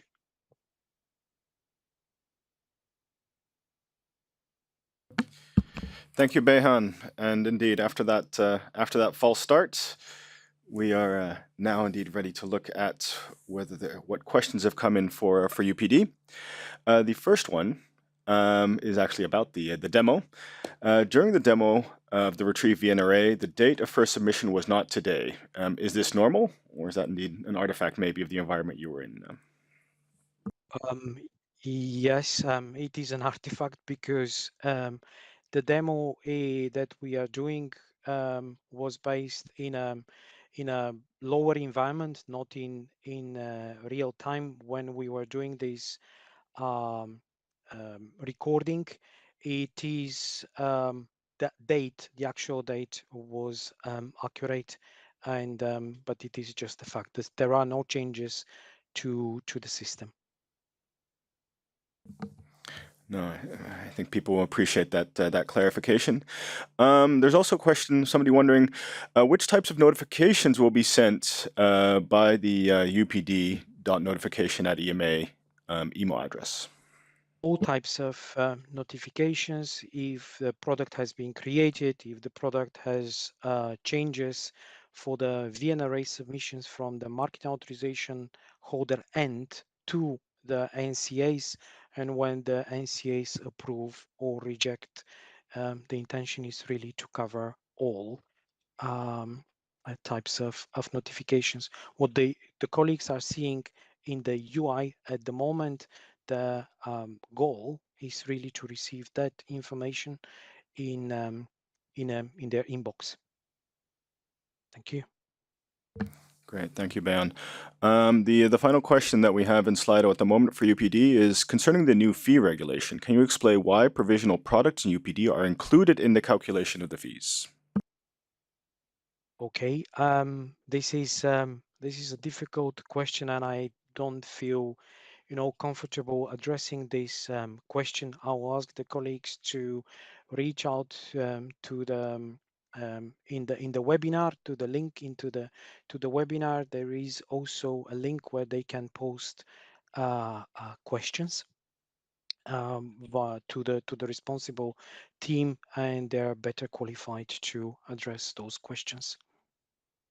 Yeah, so that's we'll move this question, but indeed, if there are questions about the new fee regulation, there is a room on the new fee regulation they presented earlier this morning. So feel free to put indeed NFR specific questions there. For now, we'll move this question and we'll indeed look at how to provide an answer. So thank you, Behan. We have 2 minutes left in this time slot before we move on to electronic application forms, and we have another question coming in. And that is there an option to select which notification you will receive as marketing authorization holder? Okay, our goal is to receive as much as possible, basically all notifications, and we'll leave this to the individual users to use their, let's say, Outlook filters in order to direct or redirect some of the notifications which may not be of use, but this is for the super users and for the individual organizations to organize internally. Thank you. Clear. Thank you, Bayan. So we have 1 minute 30 seconds before it's 11:05, and we'll kick off EAF. So if another question comes in for UPD, then we can have a look at that, and otherwise, indeed, we'll see what we can do offline to answer questions. Thank you, Behan, for your demo. So Christina will just give you we'll just wait for the 11:05 mark so we start on time.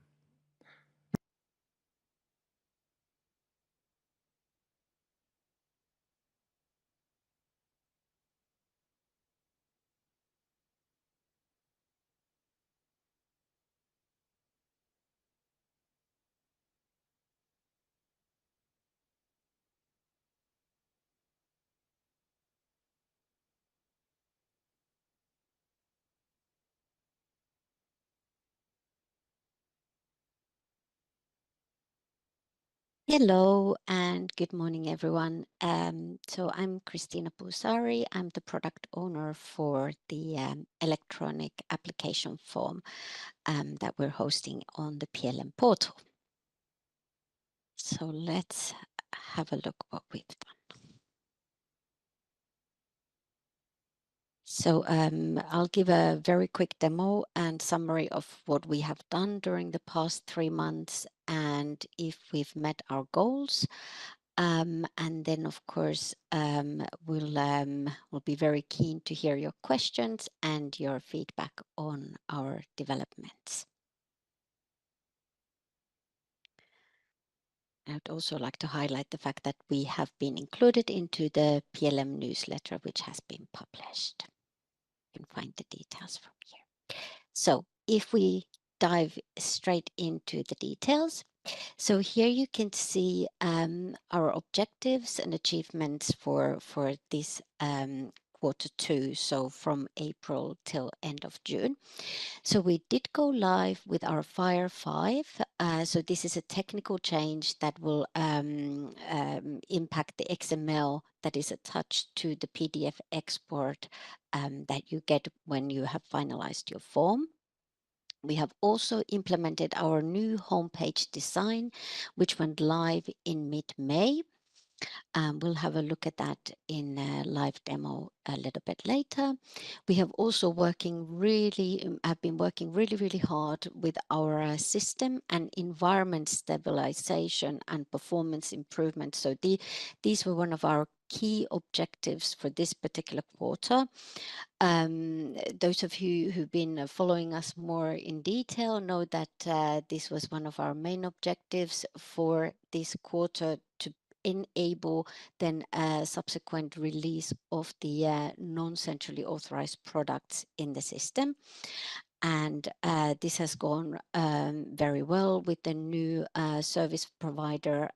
We transitioned to a different service provider in the end of the first quarter, and we have been working with the new service provider with these improvements. We also had a very successful new product load from PMS. So this was, of course, done in very much cooperation and together with the PMS team, where this split match merge caps load was provided in production.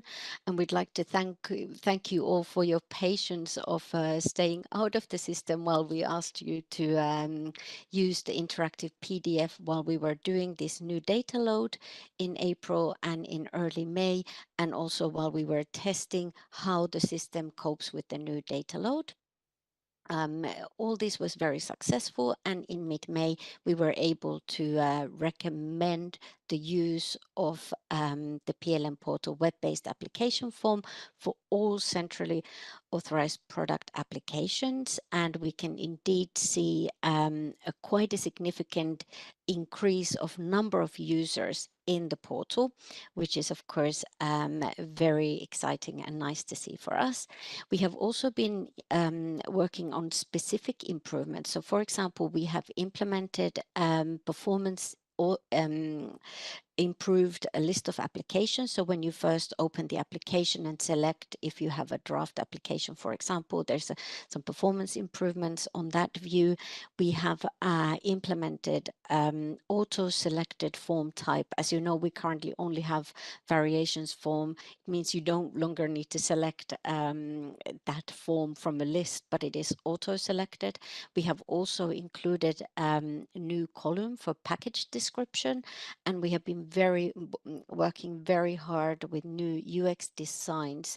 So this is to improve user experience. So far you have not seen this. So it's a background work, what has been happening with our designer. And I would also, if we have sufficient amount of time, show you some of those things that will be coming to our way in the next coming weeks and months. So here's also a list of our plans for the next quarter. So we will continue implementing performance improvements to indeed expand the use for all EU procedures. We will also work on a number of improvements. So here I've only listed a very small subset of planned stories. So for example, this includes quite a number of features that we need for non-CAP procedures, where we are either adding new features and functionalities or improving those that have already been implemented. We'll also be working on the proof of payment section. We will be improving the present and post, and for example, we will be bringing the alternative organization name, which is something that has been very highly requested. We'll also further work on previously developed features, and we're hoping to push them into production as soon as possible. And then if we move to our demo for this month,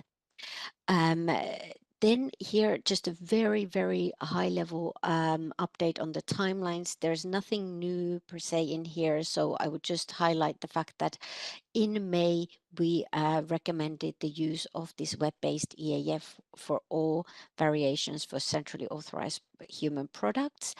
And as you can see in the timeline, we are working on these incremental performance improvements and incremental release of new functionalities. And we're hoping that we will have the non-centrally authorized products available in the web-based form at least in the early Q4, hopefully even earlier.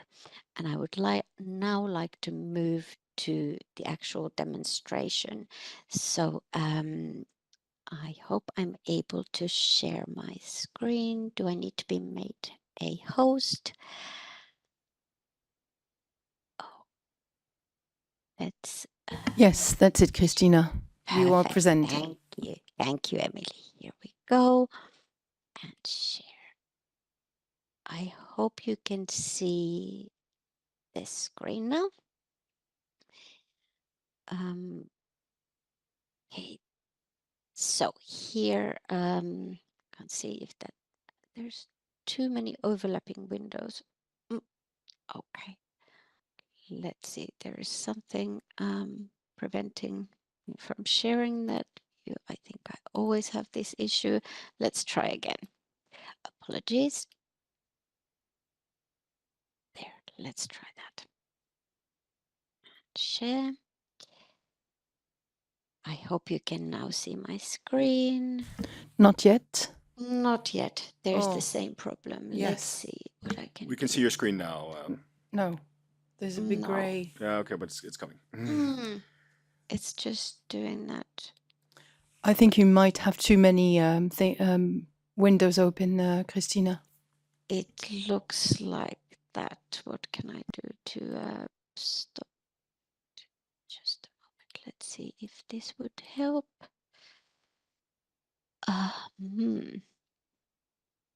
Let's try one more time.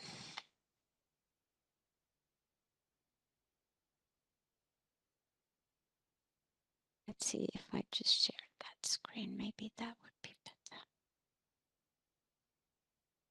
Yes. Yes, that's it. Yes. Thank you. Finally. Apologies for that. So here, I just wanted to very quickly show you the new homepage design.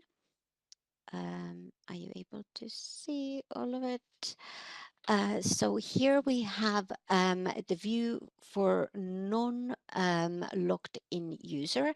So this is the new homepage. So as you can see, we are now having a lot more even view of all the 3 products that we have available in the PLM portal. So we have the electronic application forms, we have the EPI, and we have the PMS, the product user interface. You have easy access to the guidance documentations for all these products, even when you are a non-logged in user. So even if you have not registered to use the system. So if I then sign in, then you will see a lot more. And this, of course, depends what type of user you are, what kind of credentials you have. So I happen to have a super user access, so I can see a lot more than a user who would only have access to EAF would see. However, here you can then go directly from this tile to create a new electronic application form or view the list. As I mentioned, we have performance improved this list. So when you go into this view, you can see that the tabs have changed a little bit, and it's a quicker view to go from one tab to another. Then also it is now, as I mentioned, our variation form is auto-selected here, so it is much quicker for you to move forward with that step. And finally, here, as I mentioned, we have included the package description column in here, which will help you to identify in some products the pack sizes might be same, but there's only a difference in the strength, for example. So you will see those details now in this package description column. Now, if we go back to the home page, I wanted to also see a report. If you wanted to look at which products are available for you, you can go in through this medicinal products tab. And here we have a new report available.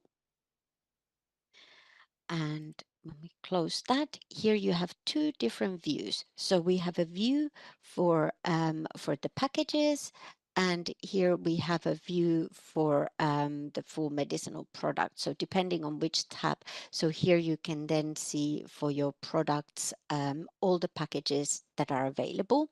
And these reports are available for all users. So if you prefer to check are the details correct before you log into the EAF and start amending the form, you can do that very easily in this view. So this is a great improvement. And of course, you have all these search functionalities here on the side.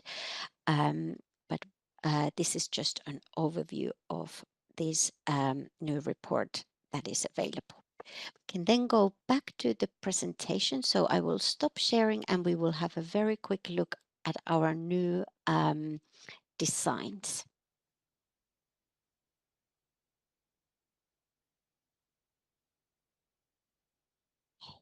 So Emily, we can move to the next slide. And then the next, this is just the view that I showed there in production of the new design. So here, now this is the how we will be even further improving our user experience in the PLM portal EAF. So I already showed you a performance optimized list of application. However, we want to make it even better. And again, we want to improve the performance even further. So in here, we have included a possibility to really select which columns you would like to see in this view.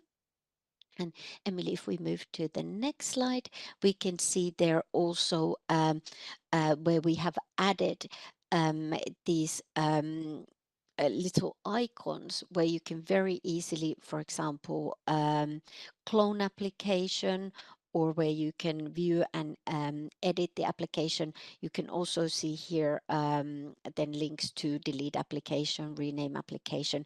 Delete application I've included here specifically because that is something that we will be working on the next quarter. So this is a functionality that is coming to your way very soon. So if we move to the next slide here. So again, I already showed you how we have now auto-selected the application form type. We will further improve this. So the searching of the organization will become easier and faster. And then we have moved, so we have worked on this new top menu. So the buttons, the action buttons to save, for example, have moved here to the top. So you would just click here, create and next when you are ready and selected the details for your application form. We can move to the next screen. slide. Here we will also improve the product selection. So this is one of our key things that we want to implement, and this will improve the performance even further. So as you know, currently the product selection is not perhaps optimal. So this will enable faster functioning of the screen. And here, once you would click the small arrow on the left hand side to the product name, you will then get an expanded view of the packages. So we can move to the next slide.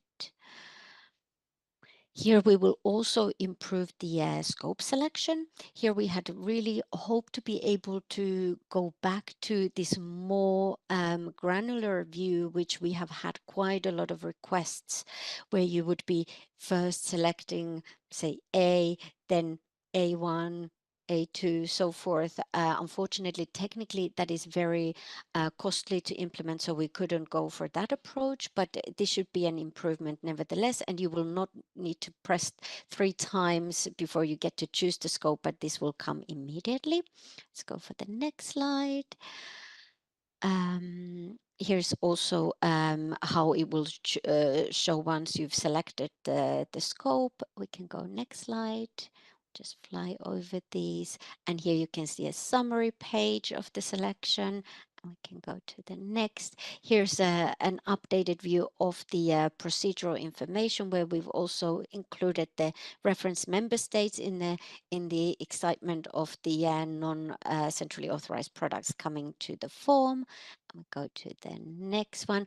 So here, one of the main areas requiring update is the present and proposed section. So this will improve hugely. So we've improved the way how you link the packages and the scopes, and then we will also implement a better layout for adding the details into the present and proposed sections. We can move to the next slide. Here you can also make the areas larger where you include these details, and then the final slide where we look at the address addition, and we move on to the finalization. And here, so we've added a new button here. All sections of the application is completed, finalize, and export the application. So this is a very high level view of these changes. We will implement them in an incremental manner. So already in next quarter, you may see some of these changes coming up, not all of them, but this is amount of work that we have been doing during this quarter. So obviously this all has happened on the background, but we're hoping that you'll get to enjoy these changes soon. And that's all. I have some minutes time for questions, if any. No, indeed, we have 2 minutes now, indeed, until we move on to the next presentation. And one question has come up, and that is, will the EMEA/H/W products remain in the list on the PLM portal? Yes, this is an intention that they should remain there. We don't want to have a different form for those products. So the intention would be that they will stay here. Thank you, Christina. Let's maybe just give it indeed a minute to see if another question comes in. Otherwise, we'll just pause very briefly before we move on to the next product, which will be the product management services at exactly 11:25. Lovely. Thank you all.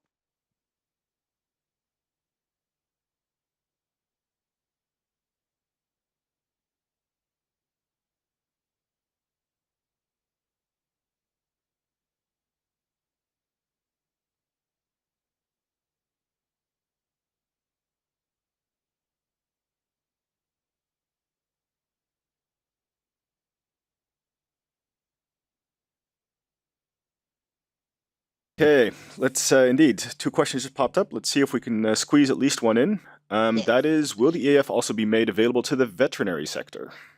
Absolutely. Indeed, that is definitely the intention. So, but we want to make sure that we're working in the most efficient way. So before the veterinary variation form comes out, we will be working on the veterinary MAA form, because with the changes in the new veterinary regulation, it means that the extensions are now variations. So we need to move a lot of fields from the MAA form to the variation form. So we want to make this in a logical order. But the short answer is yes. Great, thank you, Christina. I see quite a few questions are pouring in now, but we would like to start PMS on time. So perhaps if you have a moment, we can offer some answers in writing still during the demo, and if not, then afterwards. Thank you very much, Christina. Then we're going to move on to product management services, where I'd like to invite Marcos to take the floor. I'll do a little plug for those of you just joining for PMS. There is a product lifecycle management newsletter that you can join using this QR code and expect quarterly news on different topics related to PLM. Over to you, Marcos.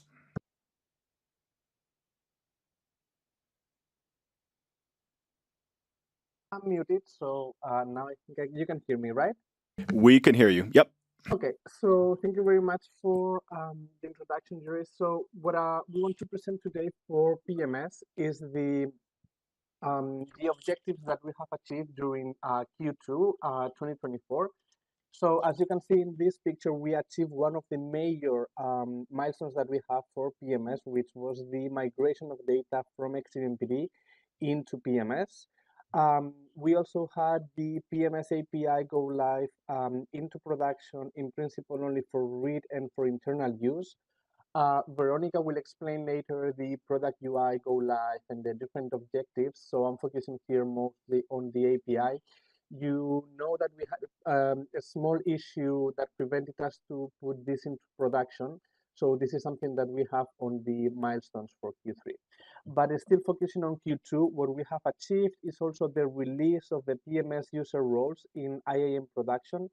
This was a prerequisite for the production go live of the product UI and the PMS API. So this is something that we achieved during this quarter. What we also did in order to be able to migrate all the data from XCMPD to PMS was to solve the different bugs that we had in PMS. And also we conducted an exercise for the RMS to XCMPD data mapping. We released different documents in the RMS section of the SPOR web page with different instructions for applicants, etc. So this is something that we have done during Q2. In relation to documents, we released a bunch of documents during this quarter.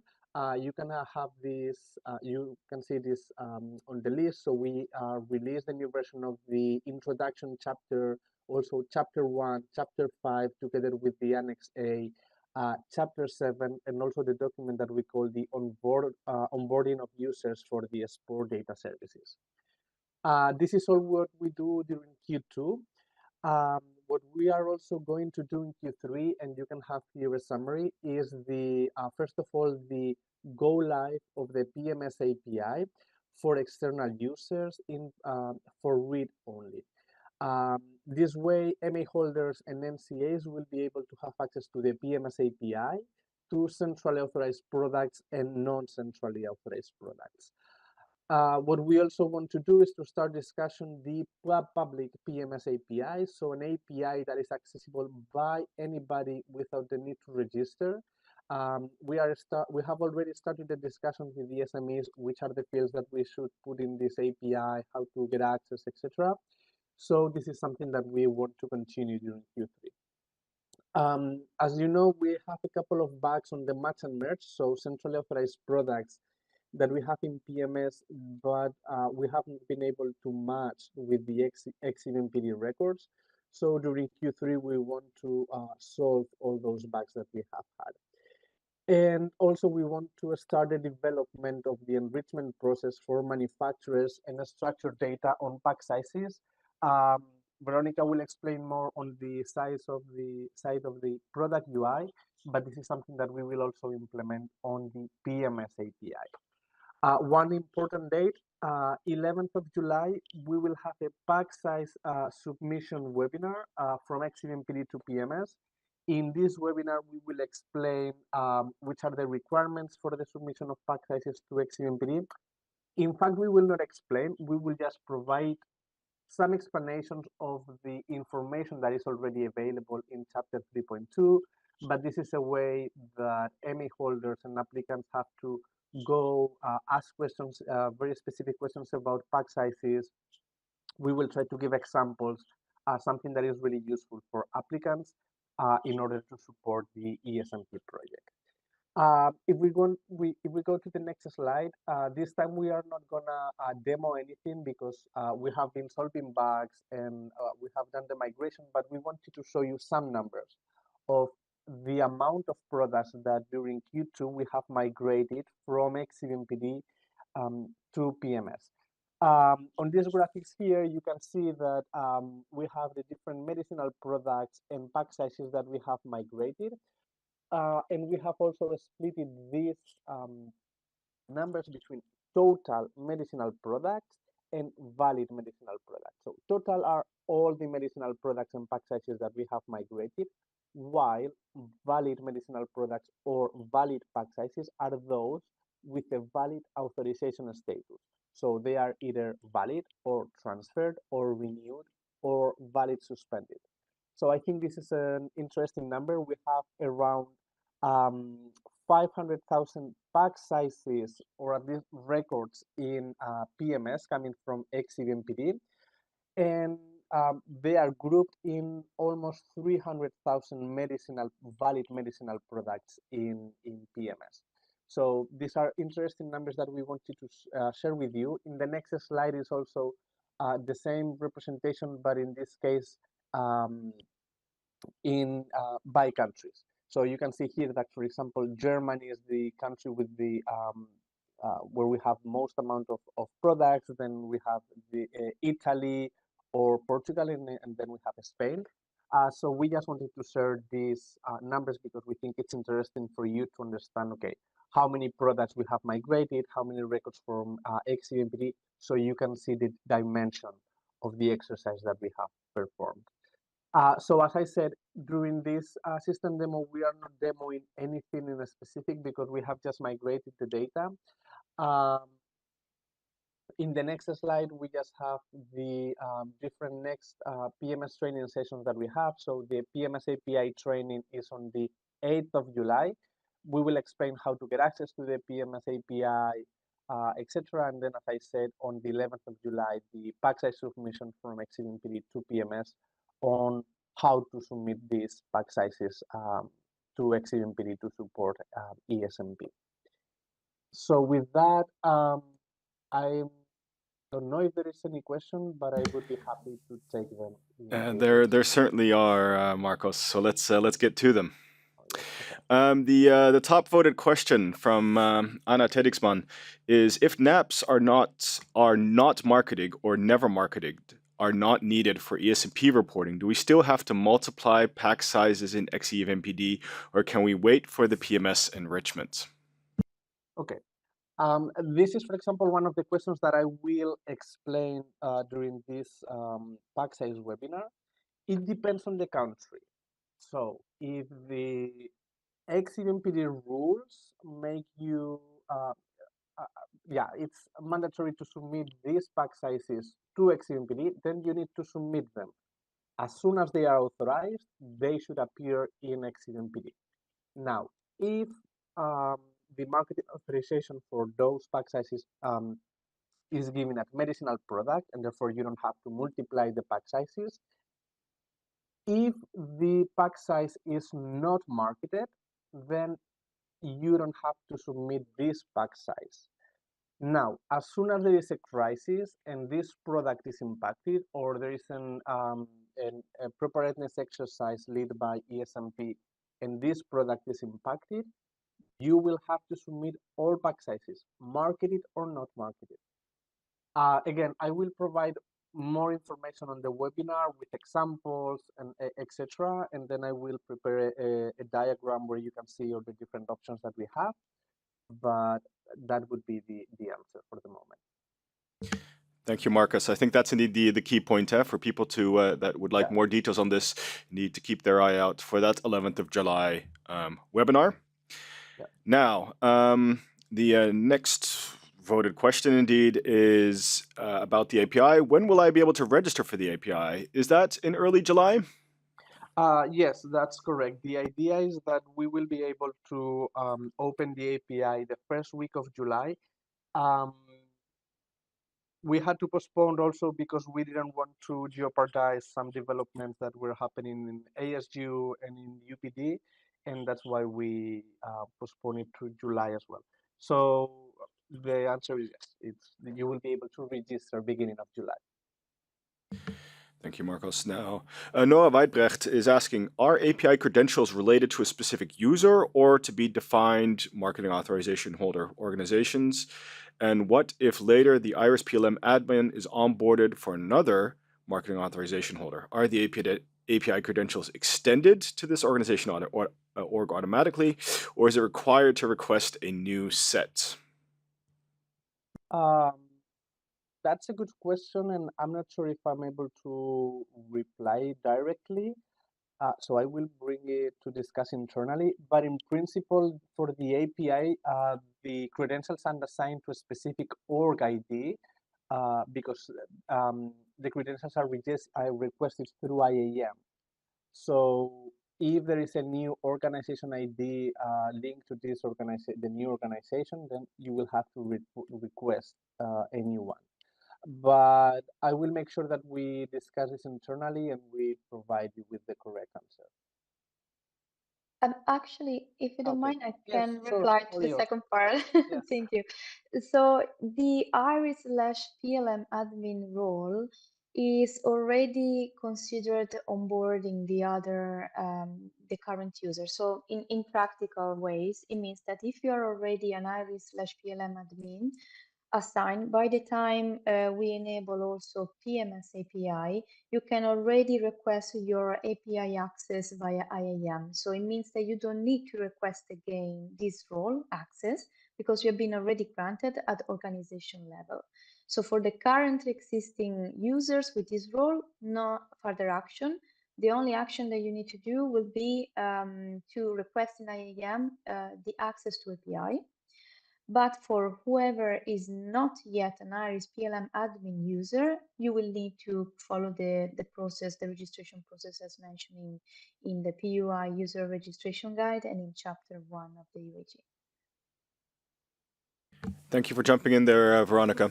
We'll certainly also make sure that this question gets the appropriate answers in writing, and it's typically also a question that we need to put into an FAQ, and we bring these things live. So thank you for that. Then we have another question from Anna, and that is, if I can just, there we go. That is that the pack description in XEVMPD needs to be given in local language.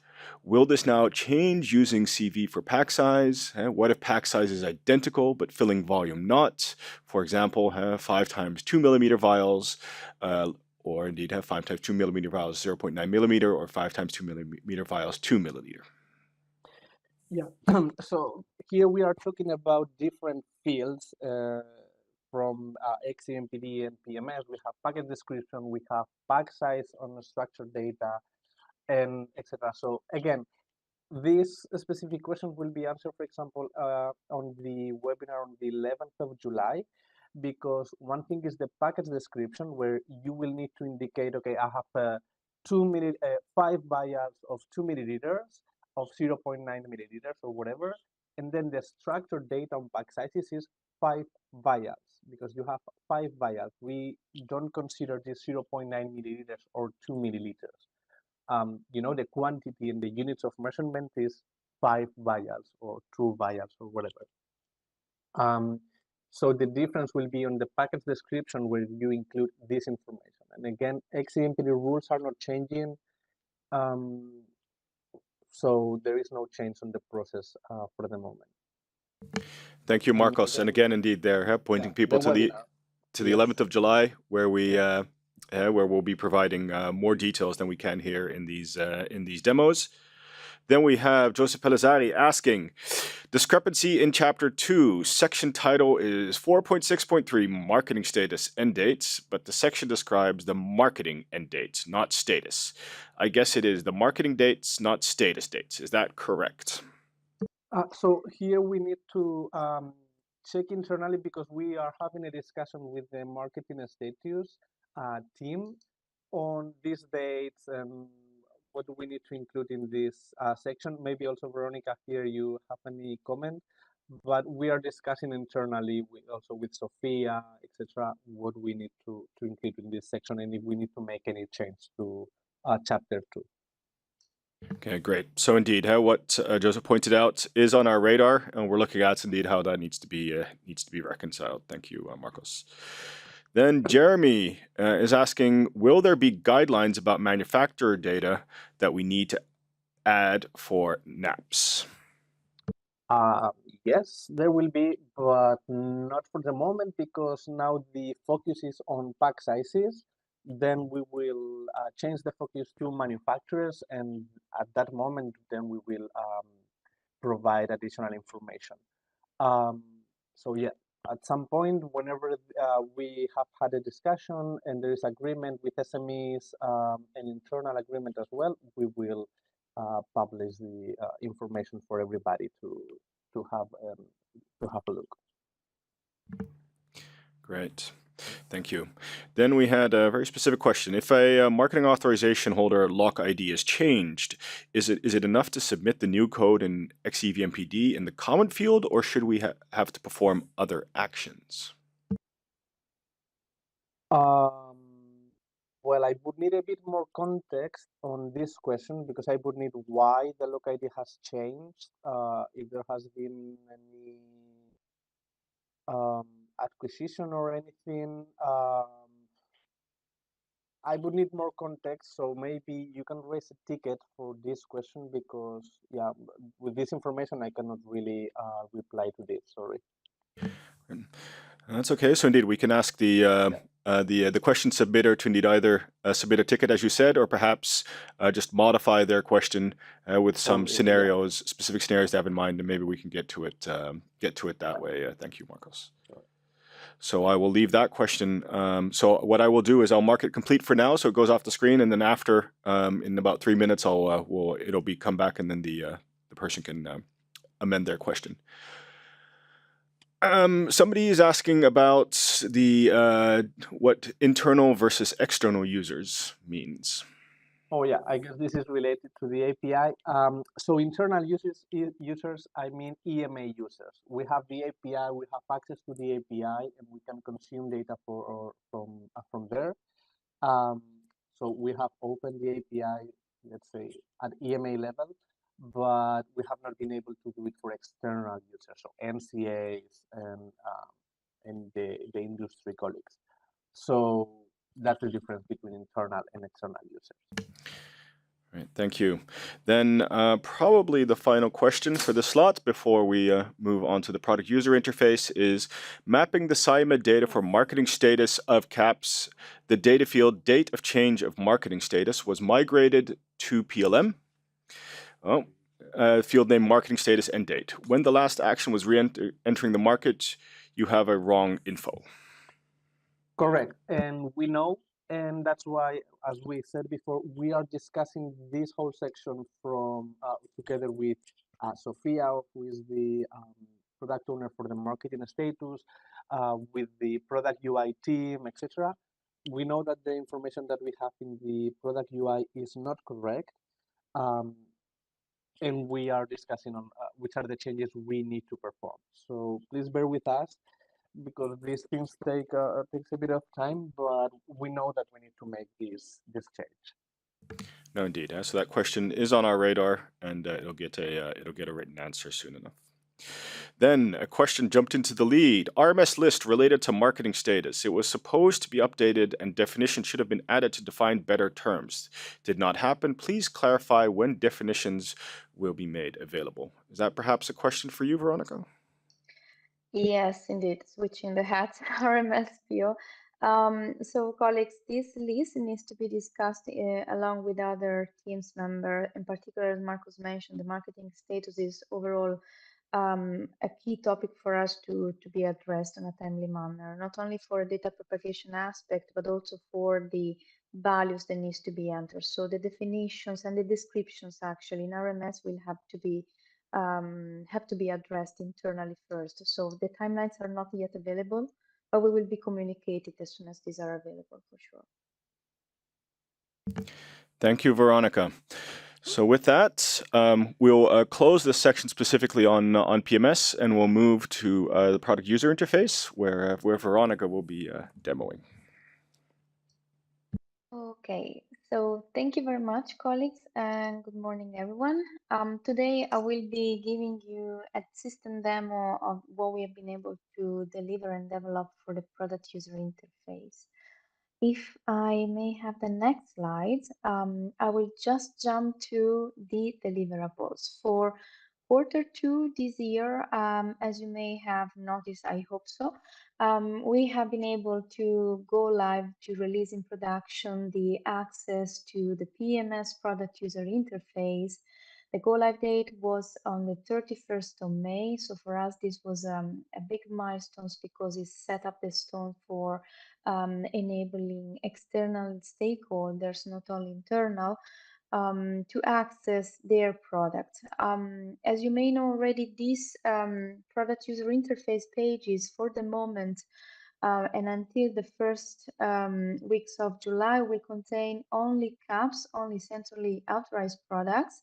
But at the beginning of Q3, so in July, we also expect to release the non-centrally authorized products. So the impact for the stakeholders will be that both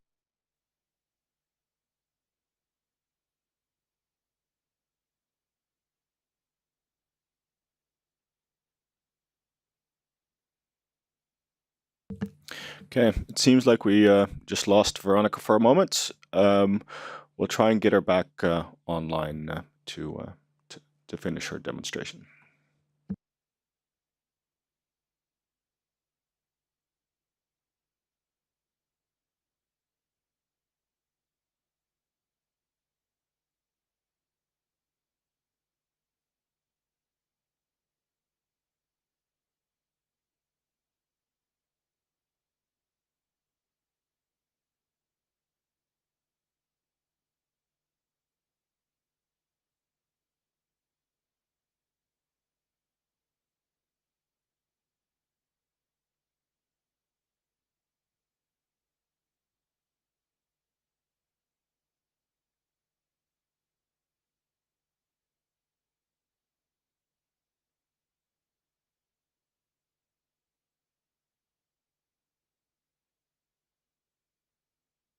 Hello, colleagues. Can you hear me? Yes, you're back. Great, Veronica. I'm really sorry. My computer decided to restart the laptop immediately, right in the middle of the system demo. Apologies, colleagues.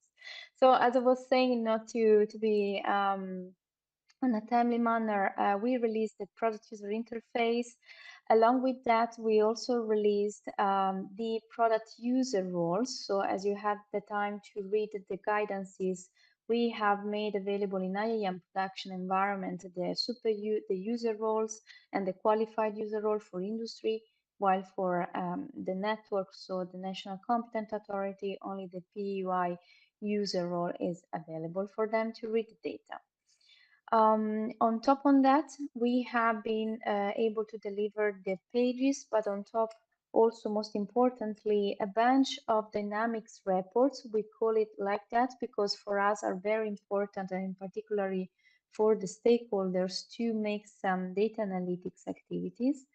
And in addition to that, we also released the public reports. So a very limited bunch of medicinal products informations that can be publicly accessible without being registered in IAM.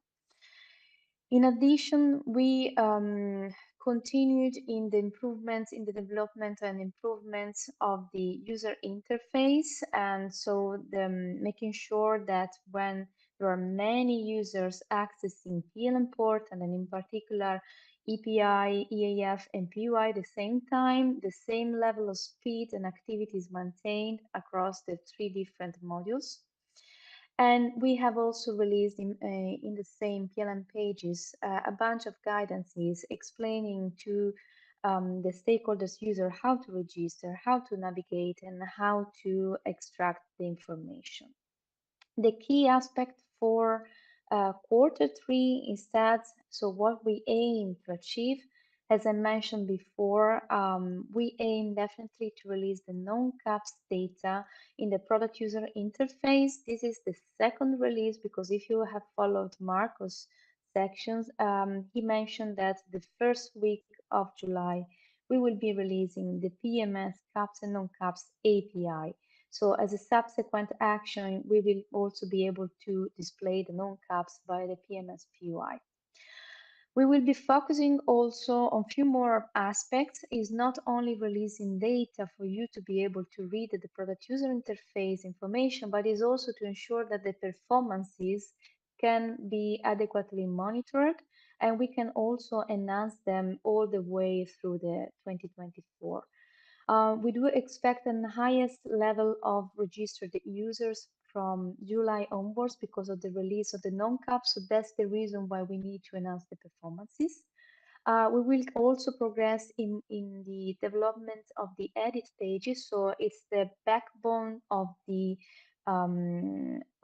deployment of the process for the enrichment of data and also for the submission of specific data sets of the PMS data model, for instance, to support the ESMP legal timelines. We will be also progressing in the design, indeed, as I mentioned, of the enrichment process, and we will make sure that the performances can also be enhanced and be of good quality also for the PY edit pages and capabilities. This will be tested. We do expect also before going live with the enrichment and the edit process that we can test and enable the industry and NCAs to test this functionality. And we also plan to extend the sets of information still limited in any case for the public report data sets. So for today and on a matter of time, I will demo you the pages that we have been able to deliver for the product user interface. I will focus particularly on how you can access the relevant EV codes, how you can see and read the document attachment data, and which are the data fixes that we have been able to deliver in production since the go live of the PUI. I will also explain to you, or actually give you a better visibility of a new dynamic report that we have been able to deliver to support the ESMP activities for data analytics perspective. And also a PUI human medicines report, the public report that I was mentioned before, how this can be accessible and which kind of information you can see, and we also plan to deliver next. So I will stop here and I will share the screen, my screen, and I hope you can. Actually, I cannot share the content yet, so I need to be a co-host. Yes, you should now. Okay, thank you very much. I hope you can see it's loading the page, so it should be. Yes, thank you. Back. Fantastic. So colleagues, this is the main PLM portal you might have noticed from Christina. This is the PMS product management service area. I used to call it module, and if you log in, you have been able to request your access via the EMA account portal. You have gone through all the guidances that we have been able to release for your information and prompt action. You will be directed in your private area. So this is mine area, of course, is under my name.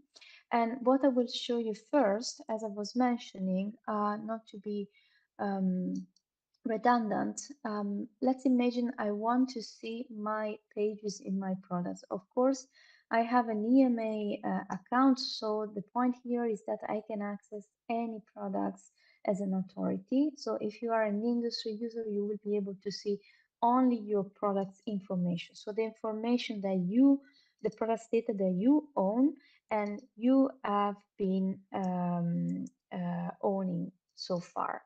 If you are an authority instead, you will be able to see only all the product's data like the agency. So in this case, I just take an example. Please bear in mind that I cannot share all the pages because they are confidential information, so I need to stick to the UAG Chapter 5 principles.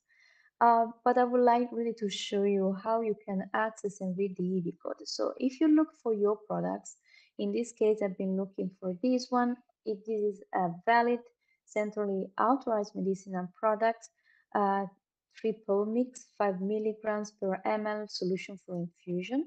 You can click here and you can access your data sets. As you might be already confident with the pages, we have deployed a bunch of pages with some of the confidential information. So in the main page, so in this case, medicinal products main area, you will be able to find the PMS ID, the domain, of course, this is implicit if you may use. And here is where you can find the propagated EV code from XCVMPD. What does it mean for you? It means that if you have been able to follow the PMS section from Marcos, he mentioned that we have been requesting for some companies, for some MAHs to make sure that the PACS information are correctly entered in XCVMPD. So let's assume these are the results of the submission in XCVMPD, which is actually is, with an additional point that this is match and merge information with SciMed data, which is the internal EMA database. You will be able to see the hydravigilance code. So the results of the data that you have been able to submit as a product entity in XCVMPD will be propagated in the PMS API once you will be able to get access to it in July, but already in PMS PUI for your CAP product. So in this case, you have one-to-one match with the information that you have been able to submit in XCVMPD into PMS API. For some products, just for your information, we are aware that not all the EV codes are available, so you might end up in seeing a dash, a little dash like in the medicinal product MPID identifiers. If you see so, we are aware and we will be able to fix it soon so you can see the corresponding product information. Overall, and this is just for your awareness, while you scroll down in your dedicated products entity sections, if you notice there are some dashes. When you see the dashes here reported, it means that this information is not available because it has not been migrated or available from XCVMPD or for SciMed. So you will see a dash. But in the case you have in the case where the entire class, according to the PMS data model, is not available, so not only limited to just a specific elements, but the entire dataset in a class of fields is not available, you will be able to see this sentence. This sentence is preventing the user from raising a ticket in ServiceNow because we are aware that this information is not available from XCVMPD and SciMed, and therefore the users will be encouraged to submit information once we will be able to submit to enable the enrichment process. So this is just for your information as differentials. An additional point that I would like to make you, if you notice, once you click here, you can expand the attached documentation. These sections will directly take the information from XCVMPD. So now I will expand just one of these, but it's the same level of information in the second section. In this case, for these products, we do know that there are two attachments products taken from XCVMPD. You will notice that the source of the identifier, the information, is the XCVMPD. Indeed, the language is in English, and the ID, so the EV codes of the attachment documentation that you have been able to submit previously in XCVMPD has also been propagated into the PUI. So what we are aiming to do, if you have access to one of your capsid products, you will notice that there is an URL value. So this URL value is the link to the PMS API and also stored in Iris Dataverse system to your products. What we are looking for delivering for the next quarter, we're actually currently in the test environments, is to enable you to access this information straight away. So please bear in mind that for the moment we only have the code from the XCVNPD, which is here under identifier value. The URL is not working, so you don't have access to this document. Well, we are looking to develop a button that can facilitate you the access straight away. And this is mostly what we have been able to deliver and working. On top of that, there is also some data fixes that I would like to share with you that we have been able to fix because of the since the go live of the PUI. This was specifically raised as communicated the process via a ServiceNow ticket. If you have any issue, any problem, always please make sure you submit a ticket with the most adequate and suitable label that we have been defined. All the documentation is available in the portal. And for your information, one of the data fixes that we have identified thanks to one user role, it's for instance on these products, but you might also notice for your products in caps, is that at the level of the manufactured items, it was noticed that the composition, at this case, the issue was at the level of the excipients. But because the excipients is confidential data, so the strength I cannot show it to you, I will just show you the active ingredients. There was an issue at the level of the strength and the composition. So the issue was that the user was able to see a 0. Actually, this is not correct. You should have been able to see a dash because the information is not available. So we have been able to fix. And if you notice across your products and the excipients, you will notice that when you don't have this information, you shouldn't be able to see 0. You should be able to see a dashboard. So I cannot show you, but I have just checked and can confirm to this user that we have been able to fix, and it's fixed across any other products. And this is the most important part relating to the pages and the navigation. Now, if we move to the dynamic report, if you click here, remember, you're still registered as a registered user. You see my name. I can have access, therefore, to the Dynamics products reports. It means that I can make some statistics and I can have some specific data that allows me to make some data analytics activities. So last PAI event, last system demo, if you remember in March, I have basically demoed all these for the first 4 reports. So I'm not going to repeat the contents of that, but I will be focusing on the new one. The new report that we've been able to deliver is a report that it focuses the main products data in support of the ESMP activity. So as you can see, there are still filters, so you can still play with information that we have. For instance, if you want just to, there is a list of critical medicines that has been released. So in case you are interested to see a specific bunch of products under a specific ATC code category, you can select it. Or if you're not interested to that, you just want to see the EB codes because you're looking for your specific product to take an action on it, you can play with that. This is the medical products, so the overall high-level bunch of information with the PMS ID, ATC code, full name, MAA number, EV codes, MAH owner, and active substance. But one of the most important reports is here under manufacturing operation. Now, because as you know, MBO sections are confidential. I cannot show you, so it's a pity, but I can ensure if you have the chance to connect to a PUI system, you can already start look for that, and you will be noticing that you will be seeing a bunch of information in a consolidated way for making your analytics activities.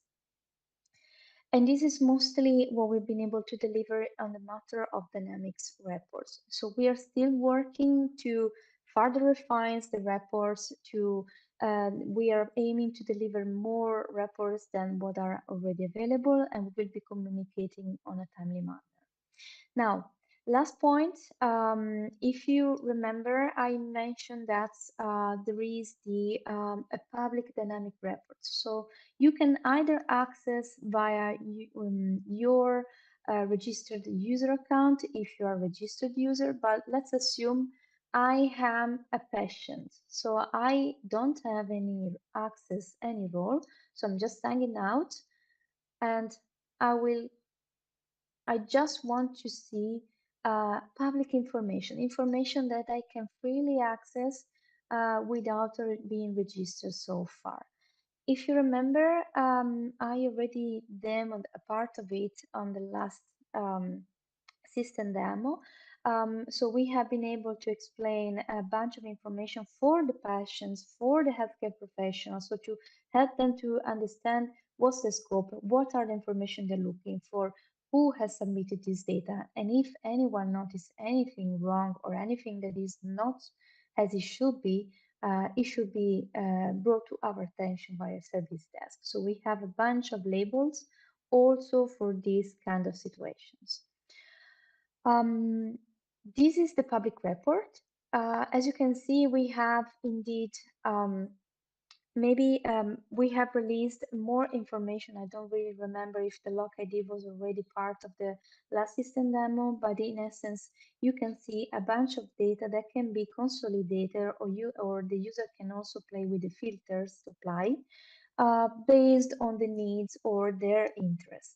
So it doesn't only focus on the level of medicinal products, it focuses also at the level of the packaged medicinal products. So if you see for one PMS ID, there are some valid packages that are stored at the same level of the medicinal products, in this case, reporting medicinal product pack size levels. For your information, we had discussions also with the WHO, with the Epsilon Monitoring Center, and we also aim to have discussions with the healthcare patients and professional customer service and working parties to make sure that the information that we make available can bring benefits to patients and healthcare professionals. And on top of that, we also aim to release few more, even though they are still limited data sets, additional information. This information will have to be discussed with our SMEs and MPO at the PMS level, because there is a goal that we would like to achieve. It's put the basis for the calculation of the PHPAD and the global PHPAD. So based on this, we had discussion with WHO, and we will really look for extending the data set by including a few more information that still needs to be implemented, such as the administrable dose form and its related RMSD. And for the active ingredient, if you are familiar with the Chapter 2 and the data model of PMS, the active ingredient and the substance information can have two different strengths, one at substance level and one at reference substance level.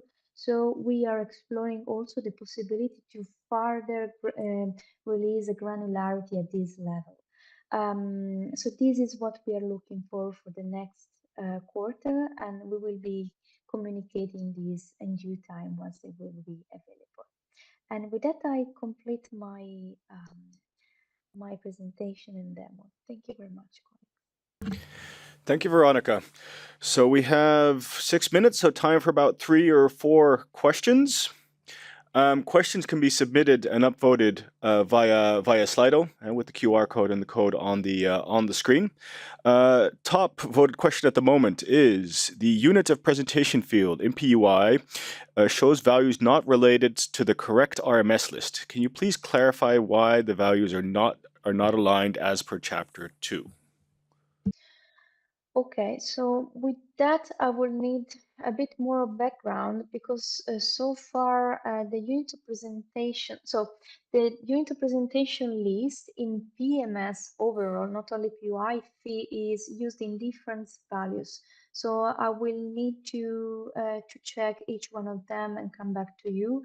But if you can, in the meantime, share with me any ticket incidents, because in this case it should be a ticket incidents that should be raised. I can already see more details of that. So I'm sorry I cannot give you an answer right now. I need to investigate, but thank you very much for raising it if this has not yet been done in ServiceNow. Indeed, if it's a specific case with a ticket, then indeed please refer to that, or otherwise perhaps indeed provide an example or an illustration in this question, and we'll find it that way. Now, the next question from Jeremy is: there's currently an issue in displaying the user interface certain data that are present in the XML report, additional monitoring, for example. When can we expect this to be fixed? So I need to check if additionally monitoring, I think it's coming from XVMPD. I need to ask Marcos, do you remember if he... So the thing is, we are continuously fixing the bugs that we have identified. So from the SMEs, we identify different bugs, and this is something that we are fixing. To be honest, I think this was already fixed. So if you are having a problem with a specific product or products, let us know, because as far as I know, this problem was already fixed. Okay, so indeed clear instructions there that if it still persists, indeed perhaps follow up. Then we have a question from an anonymous person. We have seen marketing status dates visible in the product user interface. Where are the dates migrated from? They don't appear in the Chapter 7 migration guide. Exactly. So as we noticed since the go live on the 31st of May, indeed, the marketing status information days, most likely, they are not coming from PMS. This information are actually coming from Iris for the CAPS products. And as Marcos mentioned before, at the PMS section, we have to discuss with the teams from an architectural perspective the correct data flow of this information, because for CAPS we do have this information, but for no CAPS we don't. Indeed, Chapter 7's UIG, Chapter 7 migration guide does not mention marketing status date coming from anywhere, either Axibium or Simon, because we do not have that. But these are coming for now from Iris. So we will have to update Chapter 7 and clarify with the teams from the core team, from an architectural perspective, the data flows of this information. Thank you, Veronica. So indeed, on our radar, as indeed the question also came up during the PMS Q&A. Then a question from Kepa. In the MP authorization status, it is found to be wrong for multiple CAP products. Is the fix identified and implemented already? If not, what is the current status of this? Maybe I can also reply to this. So it's not that, well, yeah, it's wrong at medicinal product level because we have identified an issue with the authorization status at pack size level when coming only from Siamed. So the issue is known. We already have a user story, and we have already analyzed what we need to do in order to solve this issue, and we are working on that. I don't have an estimate on when this is going to be ready, but yeah, we have identified the issue, and we have also identified a solution in principle. Great. That we are implementing. Thank you, Marcos. Then a question from Birgitte. Will it be possible to extract a complete data set of all owned authorized products from PMS in order to perform a data check? I can also reply to this because I actually was replying in writing. So we have not developed a report or an extract such as the one you have in XMPD, where you can see all the data for all your products in one Excel, because we decided that we didn't want to follow this approach because it's useless. What we have done, and also because we didn't have time to implement this, and working in Agile means that we need to deliver MVPs and then we improve it. What we have done is we are allowing you to export different reports with different data. So for example, you can have an export with all your products, the same export with all your products and all your pack sizes, all your products with all your ingredients, or with all the manufacturers, or with based on ETC codes, etc. So instead of building a huge report that is quite useless because managing all this data is impossible, we have allowed you to export different reports with different data, so you can focus on this information. We will continue improving this capability, but for at the moment at the go live, we wanted to release at least this MVP, this minimum viable product with these reports that allow users to review this information, which is the main information that you have also for your products. So indeed, yeah, we're aware of the needs, but indeed it's a matter of prioritization. So with that, we are at 12:15. There's several more questions for the POI, so perhaps indeed the team has some time to answer them in writing in Slido, and of course the Q&A document will also be shared on the event page. So at 12:25, we will be back with electronic product information. So we have a short 10-minute break. And thank you very much, Veronica and Marcos.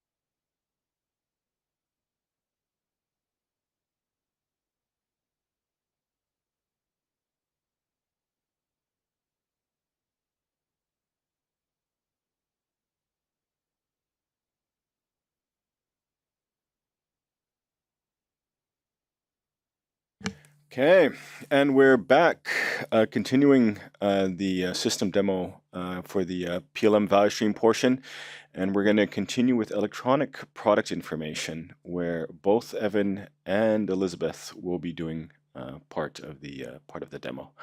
So I think we have Evan up first, and of course, to let people know that you can submit your questions via Slido.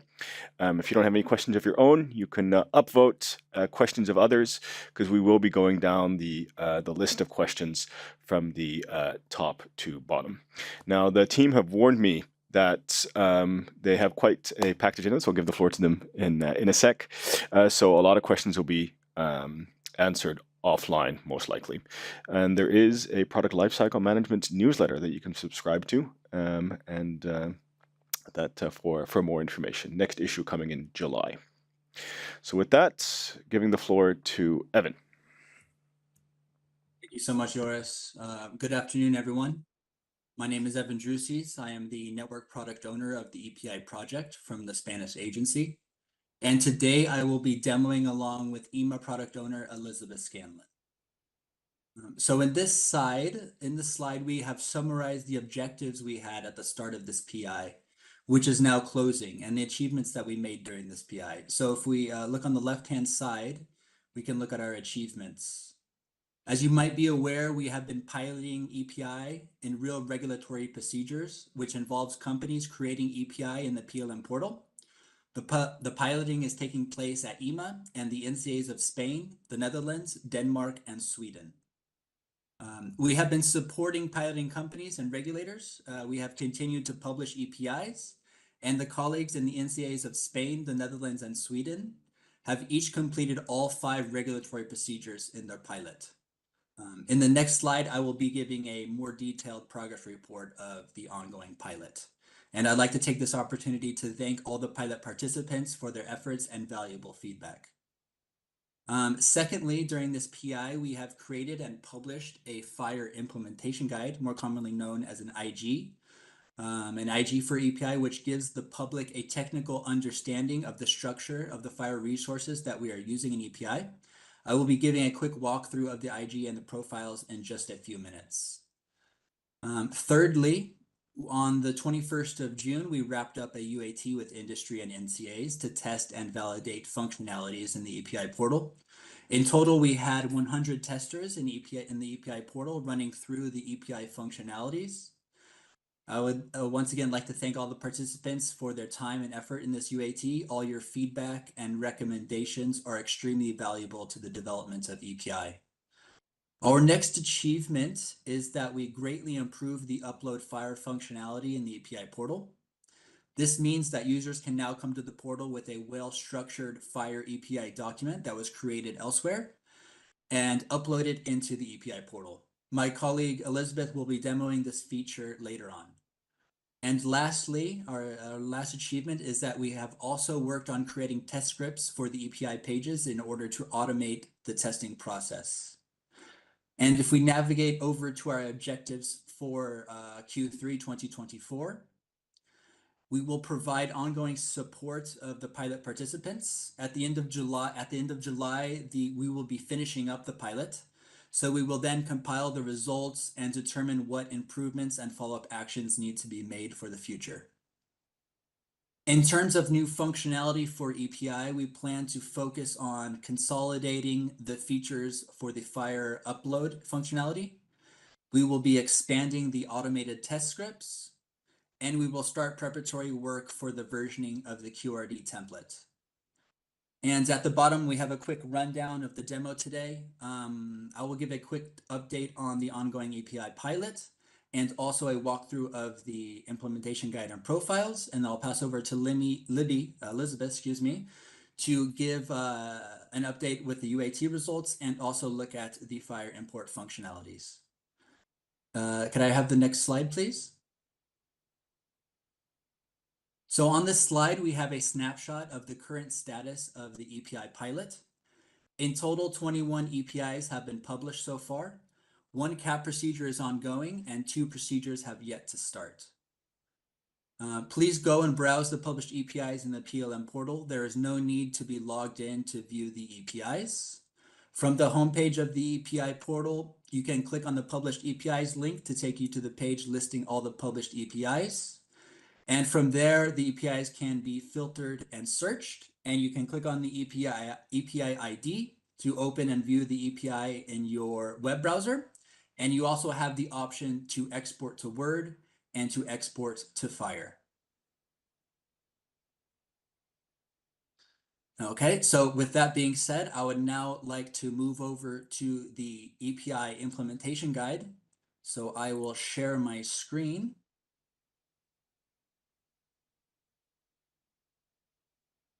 It seems I need to be made a presenter so that I can share. Yeah, coming. Yes, Thank you, now Emily. you should be good, Evan.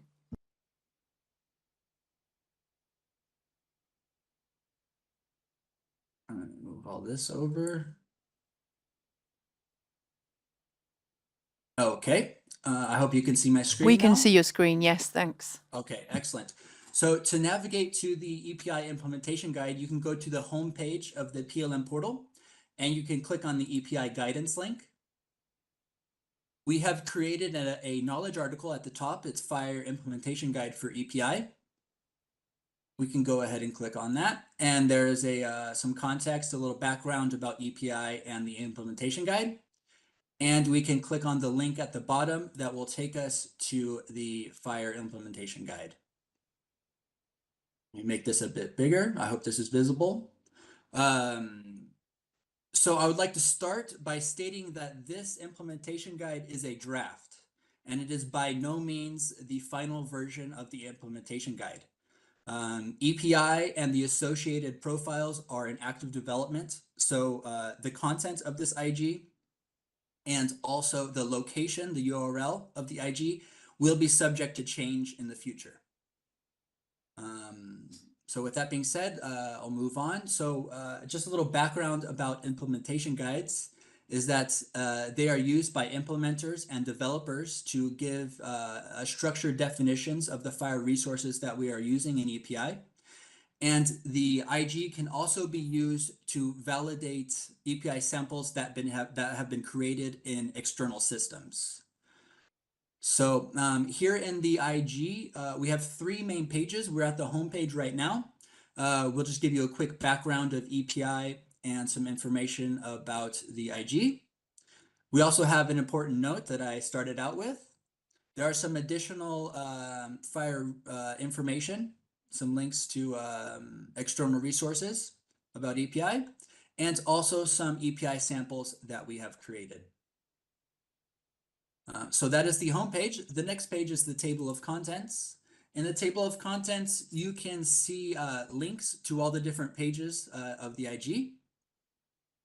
And lastly, and most importantly, is the artifact summary page.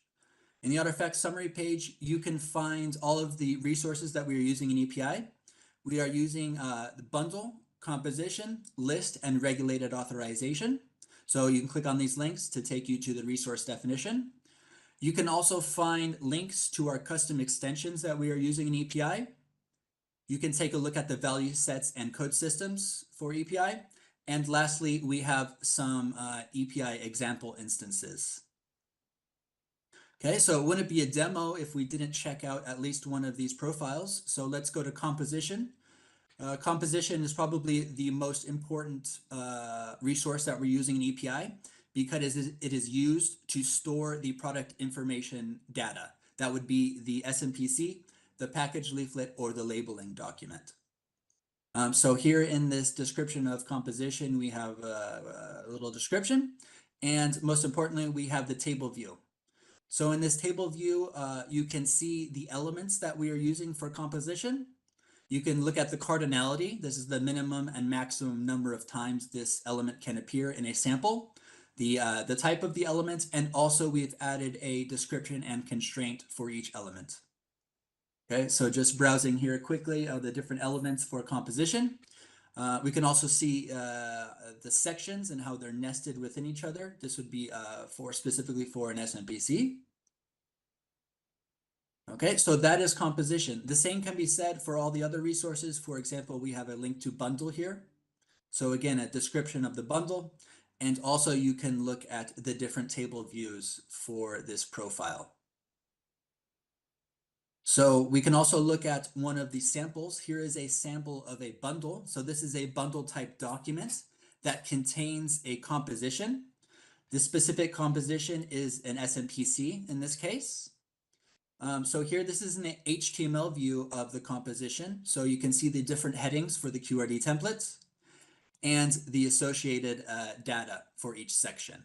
Okay, so this continues on for the SMPC for all the sections.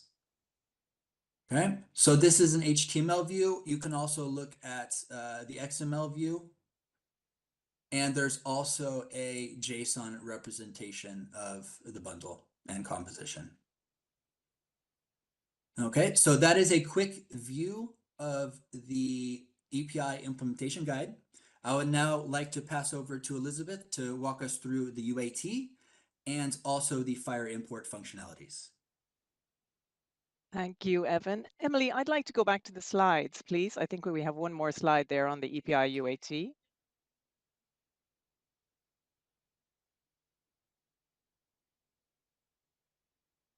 Coming, Libby. Thank you. So as Evan just mentioned, we just closed a 2-week testing period for UAT. And as Evan had mentioned earlier, we had around about 100 participants. And of those, about 50 were from regulators. So that included EMA. And we also were very happy to have representatives from 21 national agencies as well.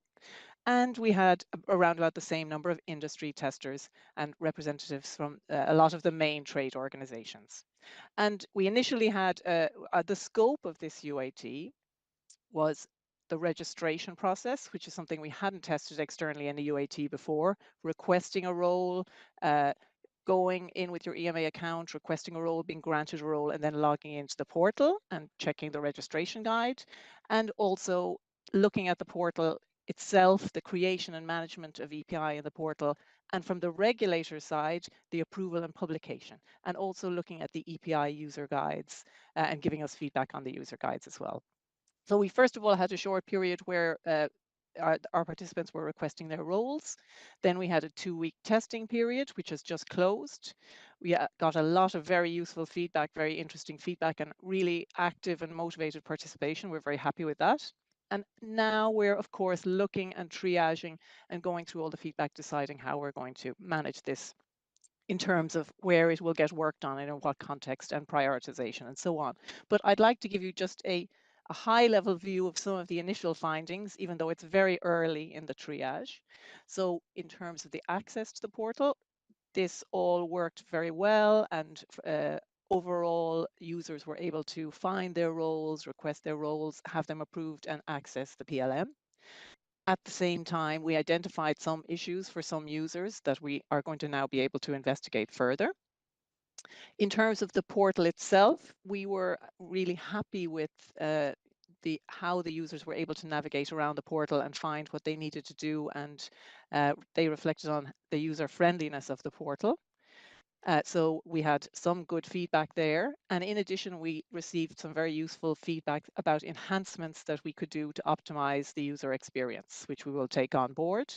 And one of the things that struck out initially was the time taken for the publishing action, which is something we definitely need to look into further. In addition, as I mentioned, part of the scope was the guidance. And we certainly found some useful things there. For example, we found parts of the guidance where we felt we had guidance included, but it wasn't obvious to the user. So certainly places where guidance is given, but it needs to be made more prominent or made clearer. And also we found out about areas where guidance is needed, where we have not yet given guidance. And one of these areas is when there are differences to the QRD template, what are companies supposed to do? So we need to look into this and provide this guidance in future. So the triage will continue, but we were very happy with the participation and the results that we got from the UAT. Now, very important functionality we developed in the last quarter, which Evan described already, was the FHIR import. So what I would like to do now is to share with you a short video showing the FHIR import functionality.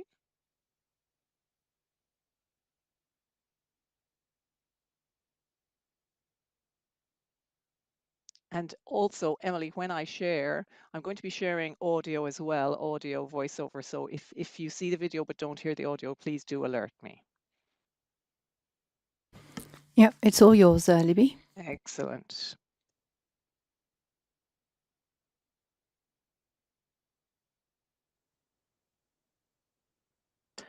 So I'm in my EPI list view in draft. So these are all the draft EPIs that I'm working on. And I'm going to take a look at this one. And I'm going to take a look at the English. And I'm going to quickly check out the preview of the English version of that EPI. So in fact, that EPI does not contain any content. It only has the headings of the QRD template, and there's no content underneath there. So I can now add content to this EPI using the new import file functionality. I'm going to browse the files on my machine, and I can select a .xml file. And I upload this file into the portal. Now you'll notice here that there is a button validate once this file is uploaded, and it's pointed out here that after upload the files can be validated and then the documents that pass validation can be imported. So there's 2 steps to the process. Now this is just one file, but it contains multiple EPI documents. So after we press validate, we move to the validation import window. This is the central window that the user will be interested in during this process. And a first thing that happened here was that the documents were extracted from that one file that I uploaded. So you can see I uploaded this one file, but it actually contains several EPI documents. The document type was taken from that file, and the document title that was given to that particular document by the applicant. So we have green ticks along here to show us that all these documents have passed validation. We get a success message here, and it's also possible to download a report. And this could be helpful because there may be warnings in here, or it may give an indication of why a particular EPI document maybe didn't pass validation. So now that these have passed validation, or now that at least one has passed validation, I have the option to import only those files that pass validation. So 2 types of validation have taken place. First of all, a check that the EPI document is compliant with FHIR using FHIRly. And second of all, that the EPI document is validated against the FHIR profiles that Evan showed earlier on. So we have success here. So now I can proceed to import. And I have the modal, which asks me, am I sure that I want to import? And now a new column appears and it will indicate when these documents are imported. Now, an important thing to note about this process is it's asynchronous, so it is possible to close this window and then reopen the window if you want to check the progress later. So you can close this window, for example, and maybe you could go to another language and start importing the EPI for another language. Also, you may not want to import, you may just want to do validation, which you can do. Do the validation, check, look at the report, and then you can cancel. You don't have to proceed with import. So that could be a useful functionality if you want to check that your file is in the correct format. So now we have the message that the import is successfully completed, and we have the green ticks here, and we can close this window, and now we can go back into our EPI. So here is the Manage EPI page again, and I'm going to have a look in the English.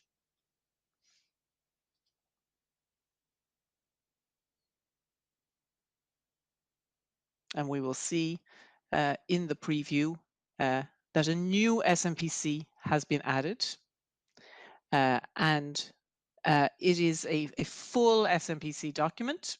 For example, there are tables, and there is a certain level of complexity and richness in terms of the different types of tables here.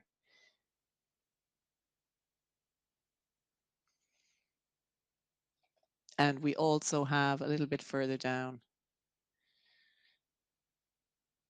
more different types of content, and also we have an image imported here. So these documents have been successfully imported directly from my machine by Fire Import. And in addition to the SMPC, we also have the other document types as well. For example, the labels, the package leaflet, etc., all in one file. So this is the core functionality we've been built. We intend to consolidate it further in the next PI. And we also are hoping to reach out to testers as soon as we can in due course in order to do some more testing of this functionality.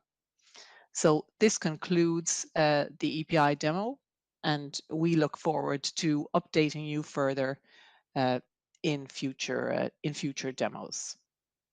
Okay, I'm going to thank Libby and Evan for that demo. We're about a minute behind time, so we have no time for live answering a question. Do encourage people to put their questions in through Slido. 3 of them are there already, and we are going to move straight into regulatory procedure management, where we have Madlina and Sarah doing the demo for the next half hour. Thanks, Joris. Good afternoon. We're happy to be here today to report on our progress in the last quarter and to have Sarah looking into showing you live the progress. I'm going to start with the roadmap and bit of recap on what we are doing, and that's just because we have a great milestone next year. So I would like your this information to reach as many of you and your peers, mostly in industry. As you know, we are talking here about the life cycle, the product life cycle in terms of procedure management. And we are live with variations, Article 61.3 notifications and marketing authorization transfer for a subset of products since January 2024 this year, basically.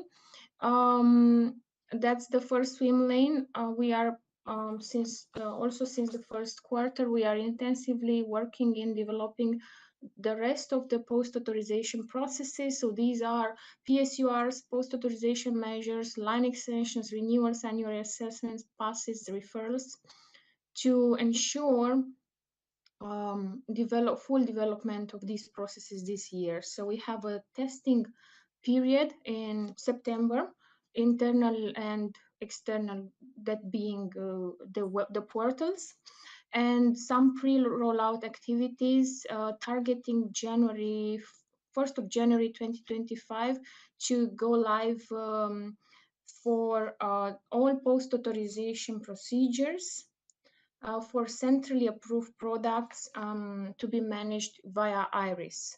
That's also a mention I'm going to make. We also target EMA-led procedures. That also includes PSUSA, so PSUR single assessments, including NAPs, so nationally approved products, and passes and referrals if they include NAPs, just for the management of these procedures. That's something which is really important. We will repeat quite regularly till the end of the year.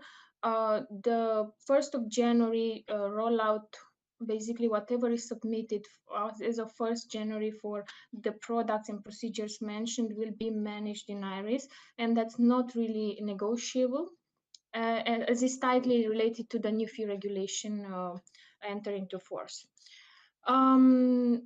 What is very important, and it won't change, is the submission modality, which will stay via the portals. They are now the gateway and the PSUR repository, and only the case management and collaboration with industry will take place via the IRIS portal. So that's a difference.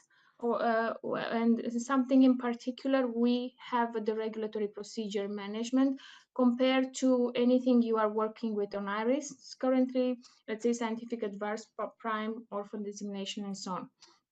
So that's our that's our particularity and the setup we have for the life cycle of the product. Thank you. In the next slide, I'm going to cover some points which are very relevant for for you. So I've mentioned that what stayed the same is the submission way via ECTD and VNAs for vet submissions and their respective gateways and portals. So the PSUR repository and the gateway. Other parts are pretty much, the user won't feel the difference, but we keep for the same timelines, the notifications, and the receipt of commission decision and so on. Just for you to remember, the submission is going to be maintained as is. Thank you. Next slide.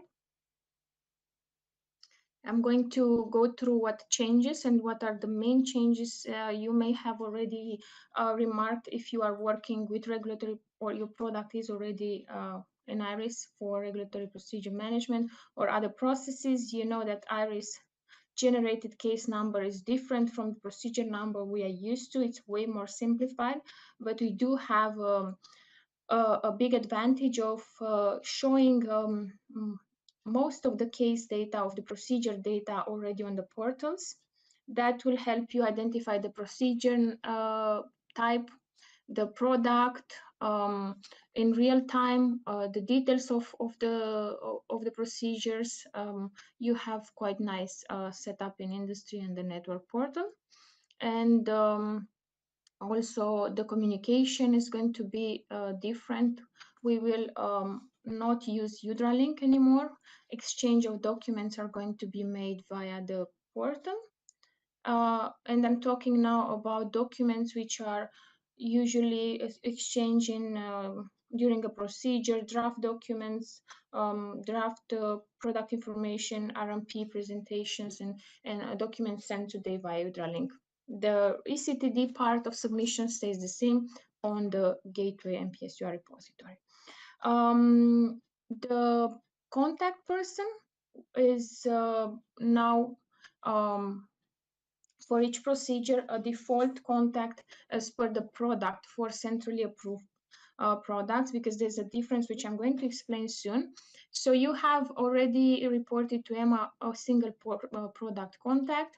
This contact will be the default for your submission for your procedure, and the same contact will have the possibility to add other managers contributors to that case and change the contact itself. So it's a bit of a self-service per procedure. And something which you may have noticed in the templates for the work sharing, we are asking you to provide a lead product for, it's very relevant for us to include automations and to, well, direct the relevant fees to the right company. Also, something which becomes a little bit streamlined is the withdrawal of an entire procedure, which will take place via the portal. Next slide, please.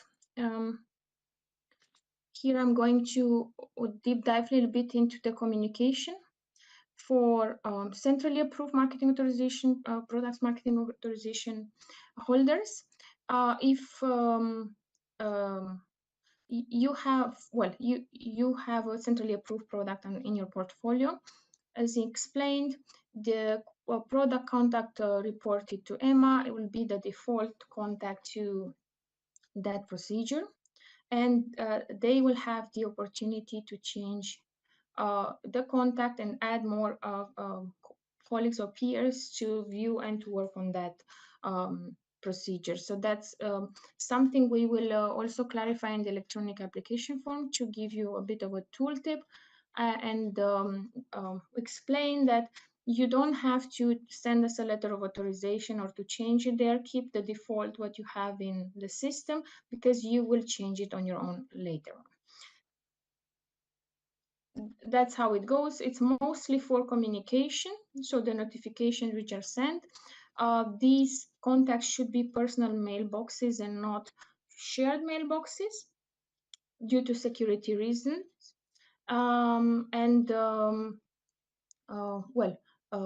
The same contact will have of course, the opportunity, as I mentioned, to add other colleagues on the case, and they will see the case, just they will not receive the notifications. For EMA-led procedure, managed in IRIS that will include nationally approved products or but excluding work sharing variations. In the next slide, I'm going to cover that because variations, for example, they have the lead product and that's a centrally approved product, and we would not have that problem. So I think the next slide will explain that better. Thank you. We are talking here more about PSUR passes and referrals, where you know that we assess the procedure together, but well, each marketing authorization holder for each product indicate a contact for that submission. This will still remain the same. This contact is currently, at least for PSUR, but also for the other submissions, indicated per submission. We will take that contact and include them in the relevant place, so that you per product will have access to the data only for your product. So that's going to happen, and what we would need from you, and it's already what we will use actually from what we receive, it's the contact person you provide, and they will be the primary contact at the beginning. Of course, they have the same possibility to change and add more contributors and managers and change the contact so that while a given person is not completely blocking in case of absence or something like that. The same ask is for these submissions, please do not provide shared mailboxes. And well, which I'm going to anyways detail in the next slide, please. Where I'm going to go through the actions. So the first point, I think it's pretty much covered, but we mention it, so we have a clear understanding that the companies need to be in OMS. You will have to have an EMA account, and we included also here the details and instructions that you get registered and ask for the correct user types in IRIS. That your contact information, which you provided already, is correct, because otherwise we won't, if you don't have an account or information is not correct, we cannot reach you, and that's the only way we will contact you. Mindful that if you don't have an IRIS account, IRIS cannot send an email, so it's really blocking. And as mentioned before, generic mailboxes are not supported, so you need to include a personal mailbox. You would have, of course, this part of contributors and managers and changing contact possibility to have a lot of people on working on. There is an administrator who has overview, and there's also other well, options like auto forward rules if you want to direct these emails to, let's say, a certain group of people. All right, thank you for this. Now this was like a recap, and we're, as mentioned, we are repeating this just to make sure it reaches all of you in time. Now going into the demo, we did develop and adjust the processes for the rest of the processes in the post-authorization landscape for the product lifecycle. We implemented templates. That's not really that relevant for you because you won't feel the difference. They are going to look the same as today. As well as timetables, the fee processes for the PSUR also, and change management activities as well for this piece of work. And this is going to be the part of the new processes is going to be demoed today by Sarah. She's going to show you all of these processes in the industry portal, along with some functionalities. So thank you for your attention, and handing over to Sarah. Thank you, Madalina. I will proceed now sharing my screen.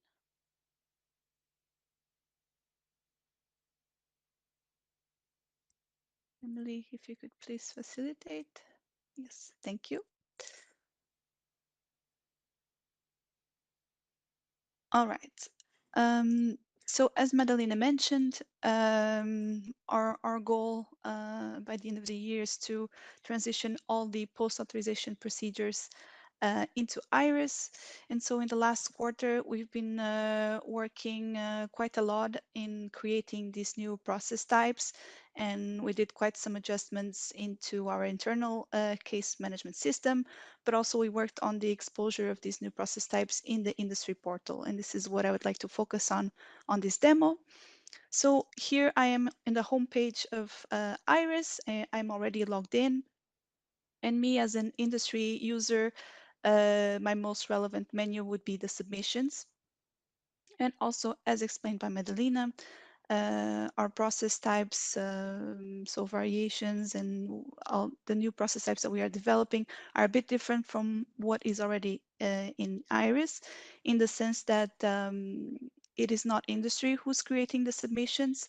They are being exposed once the case is created by EMA. So how this works: if you have, for example, the line extension or the variation which is already live in IRIS, you would submit the dossier via the gateway. And then we at EMA, we're the ones that are creating the case in our internal case management system. And then according to the procedure stage, we would then expose that procedure in the industry portal. And this is where you would be able to see your procedure. So in the submissions menu, you would have to go to your ongoing submissions. And this is where you have your overview of your procedures.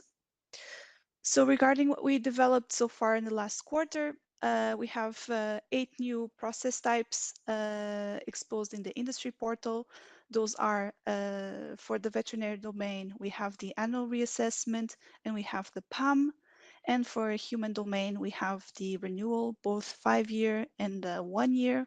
We have the extension of marketing authorization, PAMs, annual reassessments, and PSURs. So I'd like to bring your attention to the procedure numbers.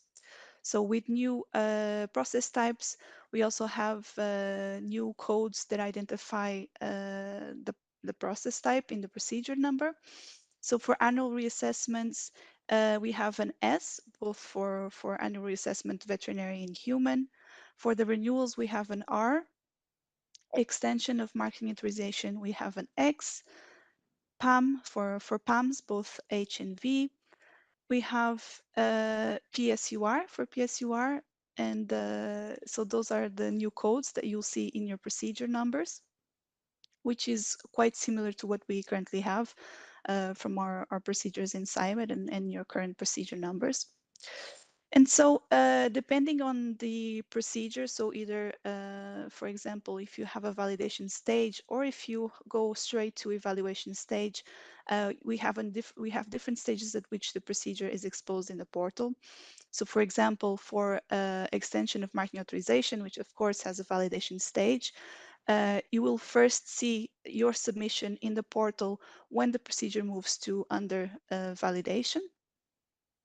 And for other procedures, such for example, PAMs, where we go straight from a submission stage to evaluation, this is where you first see your submission. So when the procedure status is under evaluation. So I'd like to go now inside two of those new process types to show you what we've developed so far. And first, I would like to show you the PSUR.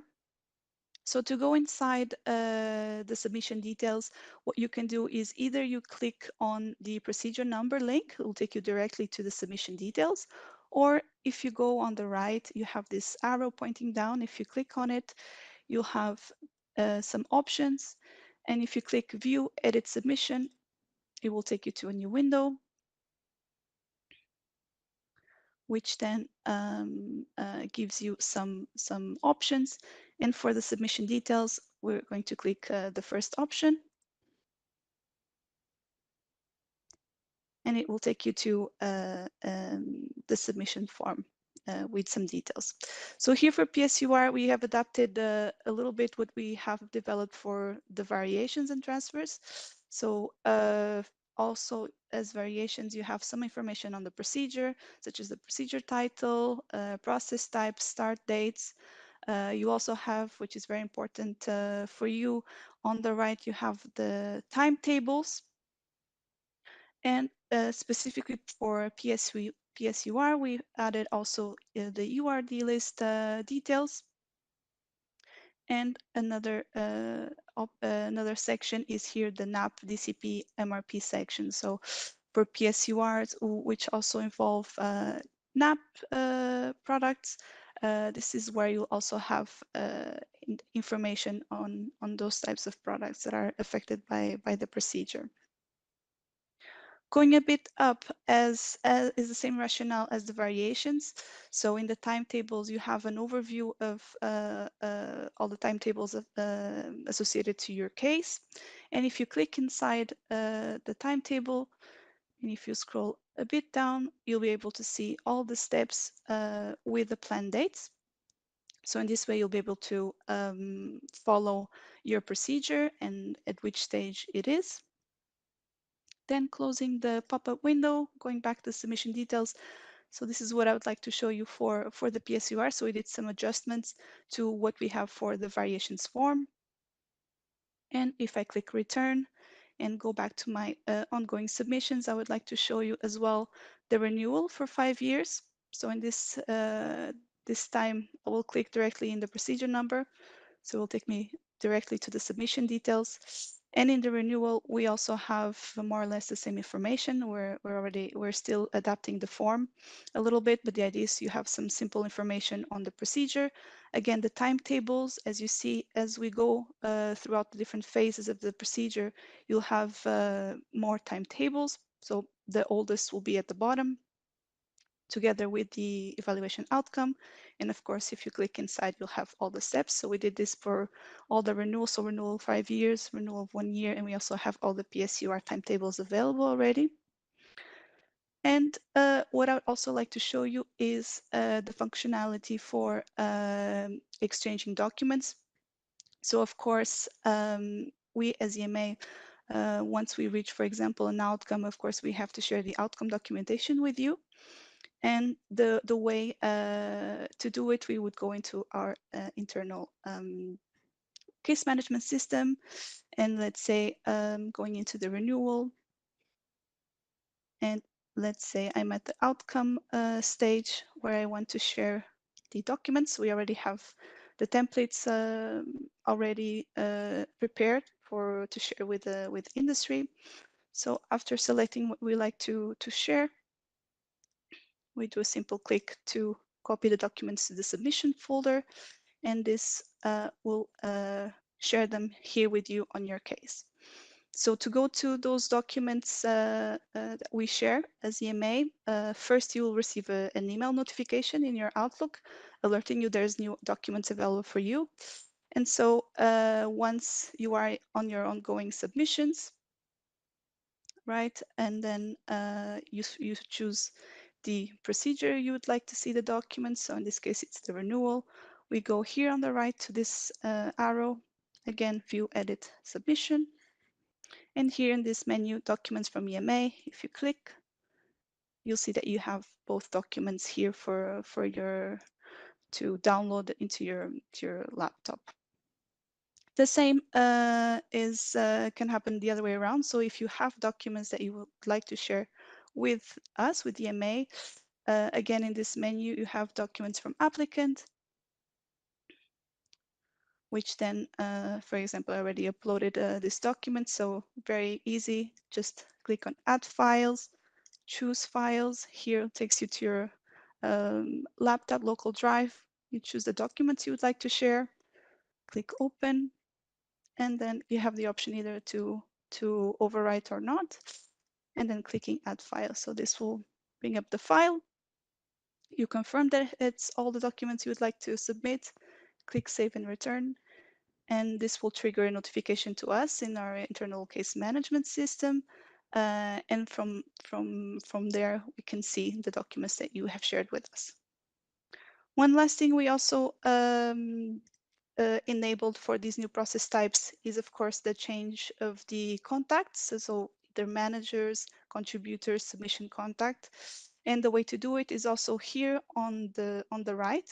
So through the menu, you have, and depending on your access rights, you'll have the options to view manage contributors, view manage managers, and manage submission contact. Here, for the sake of time, I will just demonstrate the submission contact. So if you'd like to change your submission contact, the person who's receiving the communication for this specific procedure, you would just click here, manage submission contact, take you to a new window, and here you can click on change submission contact.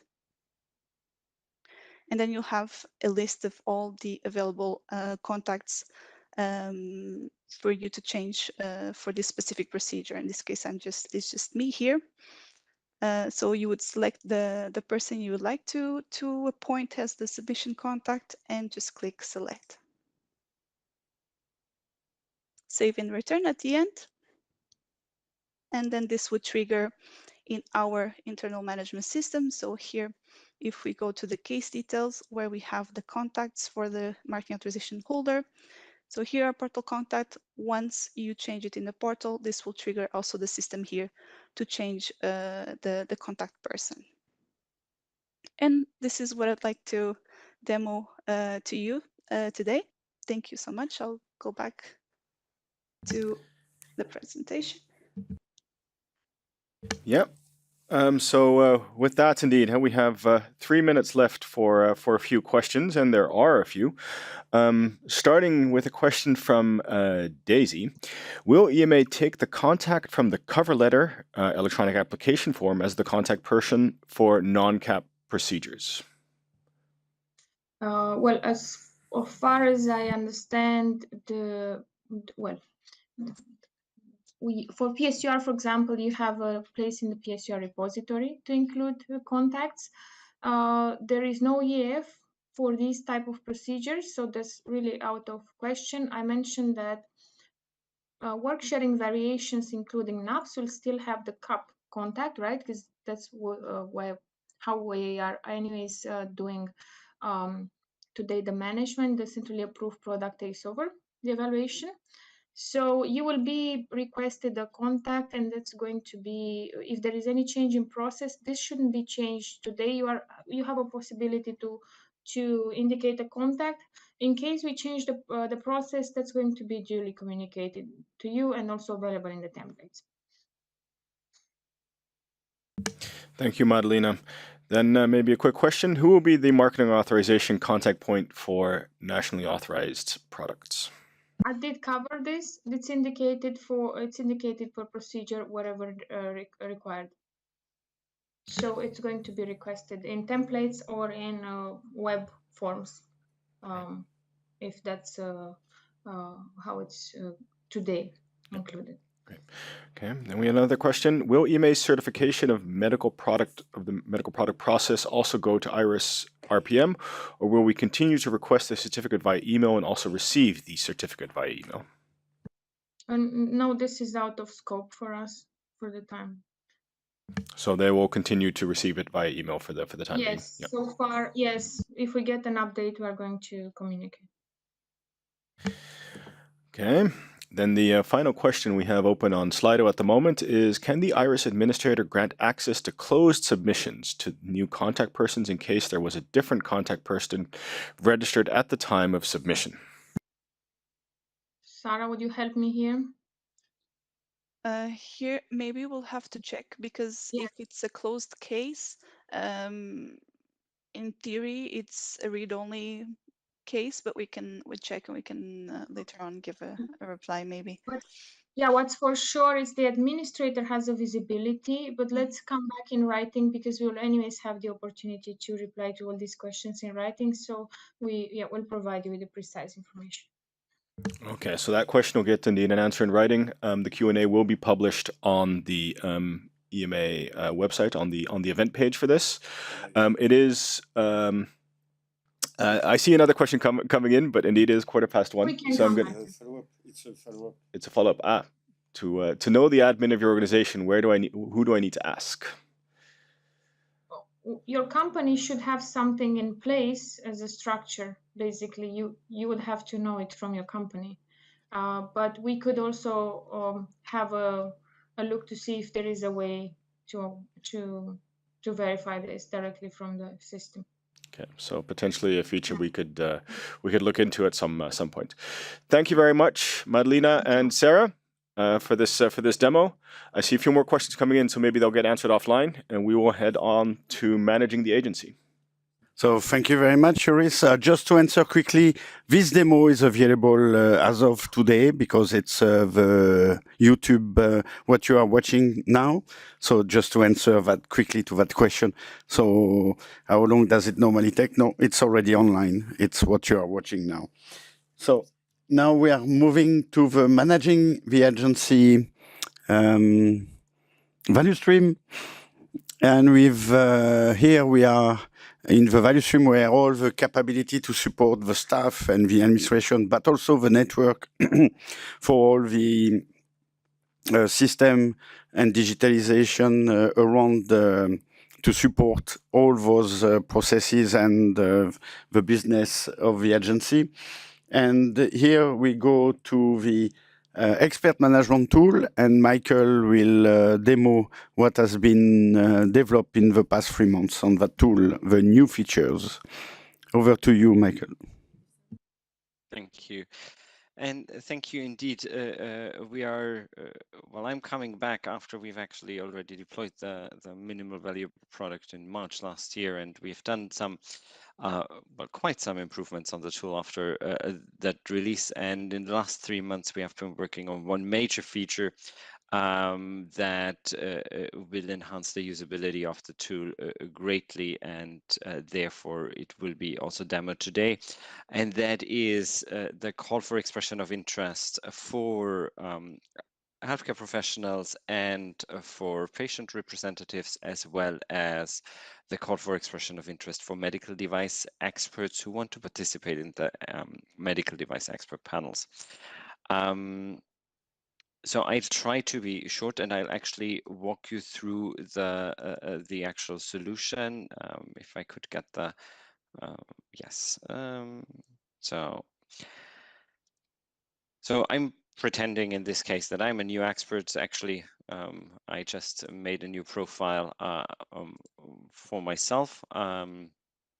And I want to submit an application for an open call for expression of interest.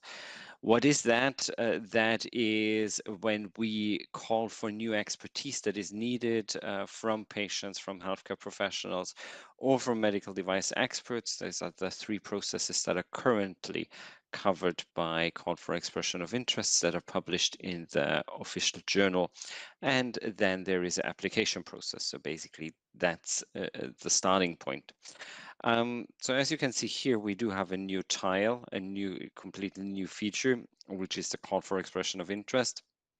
And you can choose if you want to enter into the call for a medicine expert, so for a patient, consumer, or a healthcare professional, or if you want to enter into the call for a medical device expert, for ExperMat. So I'm going to start with the medicines, as it's a slightly shorter form. So why do we do that in the expert management tool? A major step in the for the evaluation is the evaluation of the conflicts of interest of experts, and that is covered in the expert management tool, and therefore this is also covered by the call for expression of interest. The whole thing starts with you indicating all your personal information, which is parts of it are pre-filled, like your name, but you can, if you choose to do so, enter your title. Your nationality you need to enter, as well as the country where you reside. That has an importance, and I'm coming to that later. And then you choose if you're a patient or consumer or a healthcare professional. So let's say I'm a healthcare professional, and then you indicate that you have the relevant expertise and that you have experience representing healthcare professionals. You can indicate that you do belong to an organization. For the purpose of this demo, I'm saying no, I don't belong to one, and I enter my contact details manually. And enter the address where I can be contacted and a phone number, which is just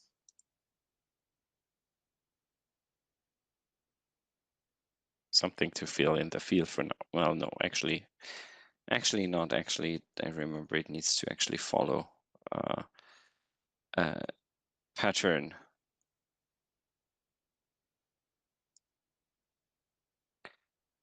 Then you have your email address, which area of expertise you have. Having experience in human medicines, I'm saying I have experience in, and I'm just actually in medical devices, because then it will link nicely to the other one. You indicate your expertise, and you indicate if you have prior participation in any activities in the agency. Then, and this is actually quite an important point, you need to upload proof of your nationality. Why? Because the call for expression of interest is linked to payment. So we actually need proof that you are a resident of a European Union country, so that we can also issue a contract further down the line. That's why it's important that you indicate your nationality. I'm just going to upload a random whatever. So that the field is satisfied. Then we go into the actual call for expression of interest, where you enter the information that is, well, first you enter your information for the declaration of interest, as we all need to, anybody who is working for the agency needs to declare their declaration of interest to ensure that they act impartial and that there is no conflicting interest present when they do activities for the agency. This is the standard form that we always have for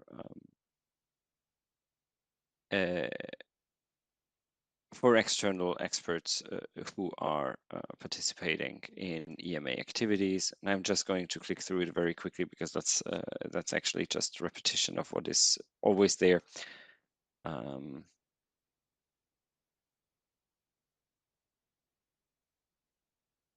I'm sorry, my computer doesn't like me sharing. That's why it's quite slow right now. Come on.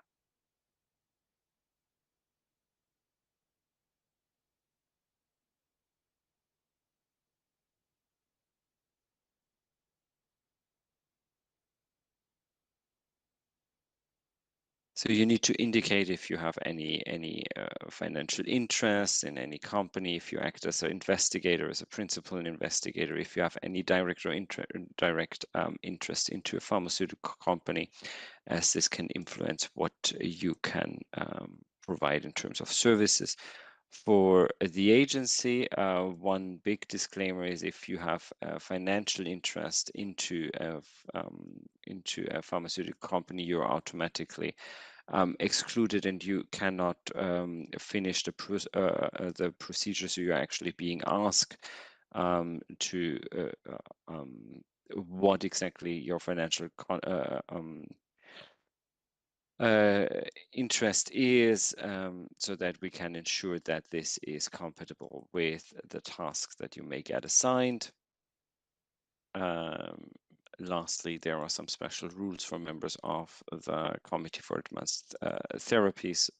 And then we need to do the same thing with the medical device industry, because it's with the emerging and the more and more that we get the combination products and companion diagnostics. Of course, the medical device industry does play a very big role also when it comes to pharmaceuticals and the tasks of the agency. However, the restrictions placed are slightly different. So again, you need to indicate if you have any financial interest, if you're an investigator, principal investigator, if you have any grants or fundings, if you are consultant, or if you're employed by a pharmaceutical or medical device company.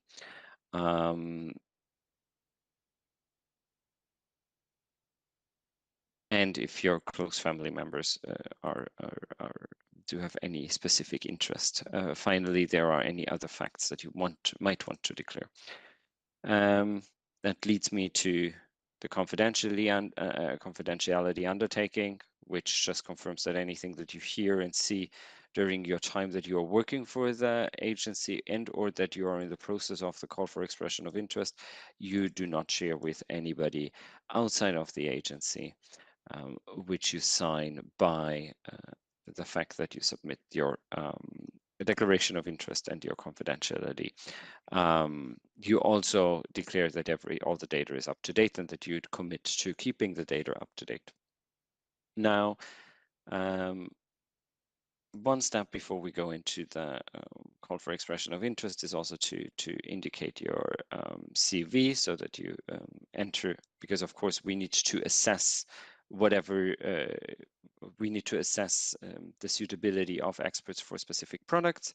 That's why we need to have the CV present so that we can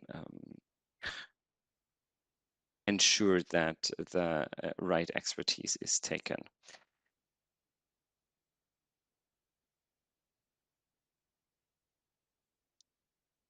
I am not filling in anything here, as there is an exception in the acceptance environment, so that I can show the last and final step, which is of interest, and that's actually filling out the part of the call for expression of interest, so the acknowledgement of terms, which basically indicates that you are eligible for the call for expression of interest, so that you are eligible to perform the tasks as they have been set out, and that you have the required knowledge and expertise to support the agency with your knowledge as a patient and healthcare representative.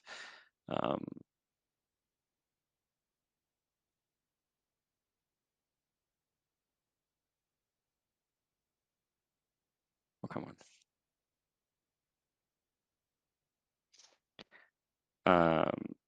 So here you need to indicate your past experience, and you need to indicate that you are not a member of the agency, you're not employed by any organization, you do not receive any other kind of remuneration from the agency, and that you have good knowledge of the English language. Furthermore, you declare on your honor that you are not affected by any exclusion criteria as foreseen by any procurement procedure in the agency. You also confirm that if you are selected, you give your consent that your name will be published, that you will respect confidentiality and not divulge any information, that you're committed to act independently, and that you participate actively in the activities. And lastly, you declare that everything is true and complete, and that you will inform the agency of any changes. With that, you can submit your application for the call for expression of interest, which will then be triggering approval workflow in the backend, which is interesting for the EMA staff, because we need to choose the experts based on the call for expression of interest. In the backend, where we check the information that you have provided through this open call. The calls are open for 5 years, so this is a rather long running thing. So once you have submitted your application, we actually keep the data for 5 years in case that specific expertise is needed to be represented in the different scientific committees and working parties of the agency. And that is about it from my side. And with that, Back to you, Jean-Michel. Thank you. Thank you very much, Michael. And we have a small question from Anon who is asking where are the EMA activities defined? So I guess it's in the system itself, but I'll let you answer that one. It's defined in the call for expression of interest because not all activities can be are within the scope for the call for expression of interest. So it depends on what you're applying for, and each activity that you can be applying for is specifically mentioned. So anything that you do at the agency would be considered a EMA activity, and there you need to be impartial when you work for the agency. That's the short answer. Thank you. Thank you very much, Michael. So I think we have no more questions, so we arrive at the end of the public system demo for the Q2 2024. Thank you very much for all your feedback, question, comments. Everything we couldn't answer verbally today will be in written in a PDF file, which will be published in the corporate website at the event page Q2 2024 system demo, where you found the agenda and the link for today's YouTube video. And I would like also to remind you that recording that YouTube video is online, so you can socialize and you can tell your colleagues or people who are interested to see some of those products, you can socialize the link with them. I would like to give you a rendezvous for the next system demo, the Q3 2024, and it will be the 18th of September 2024. And I wish you, all of you, a good afternoon, and thanks to all our presenters. Wish you a good rest of your day. Bye-bye.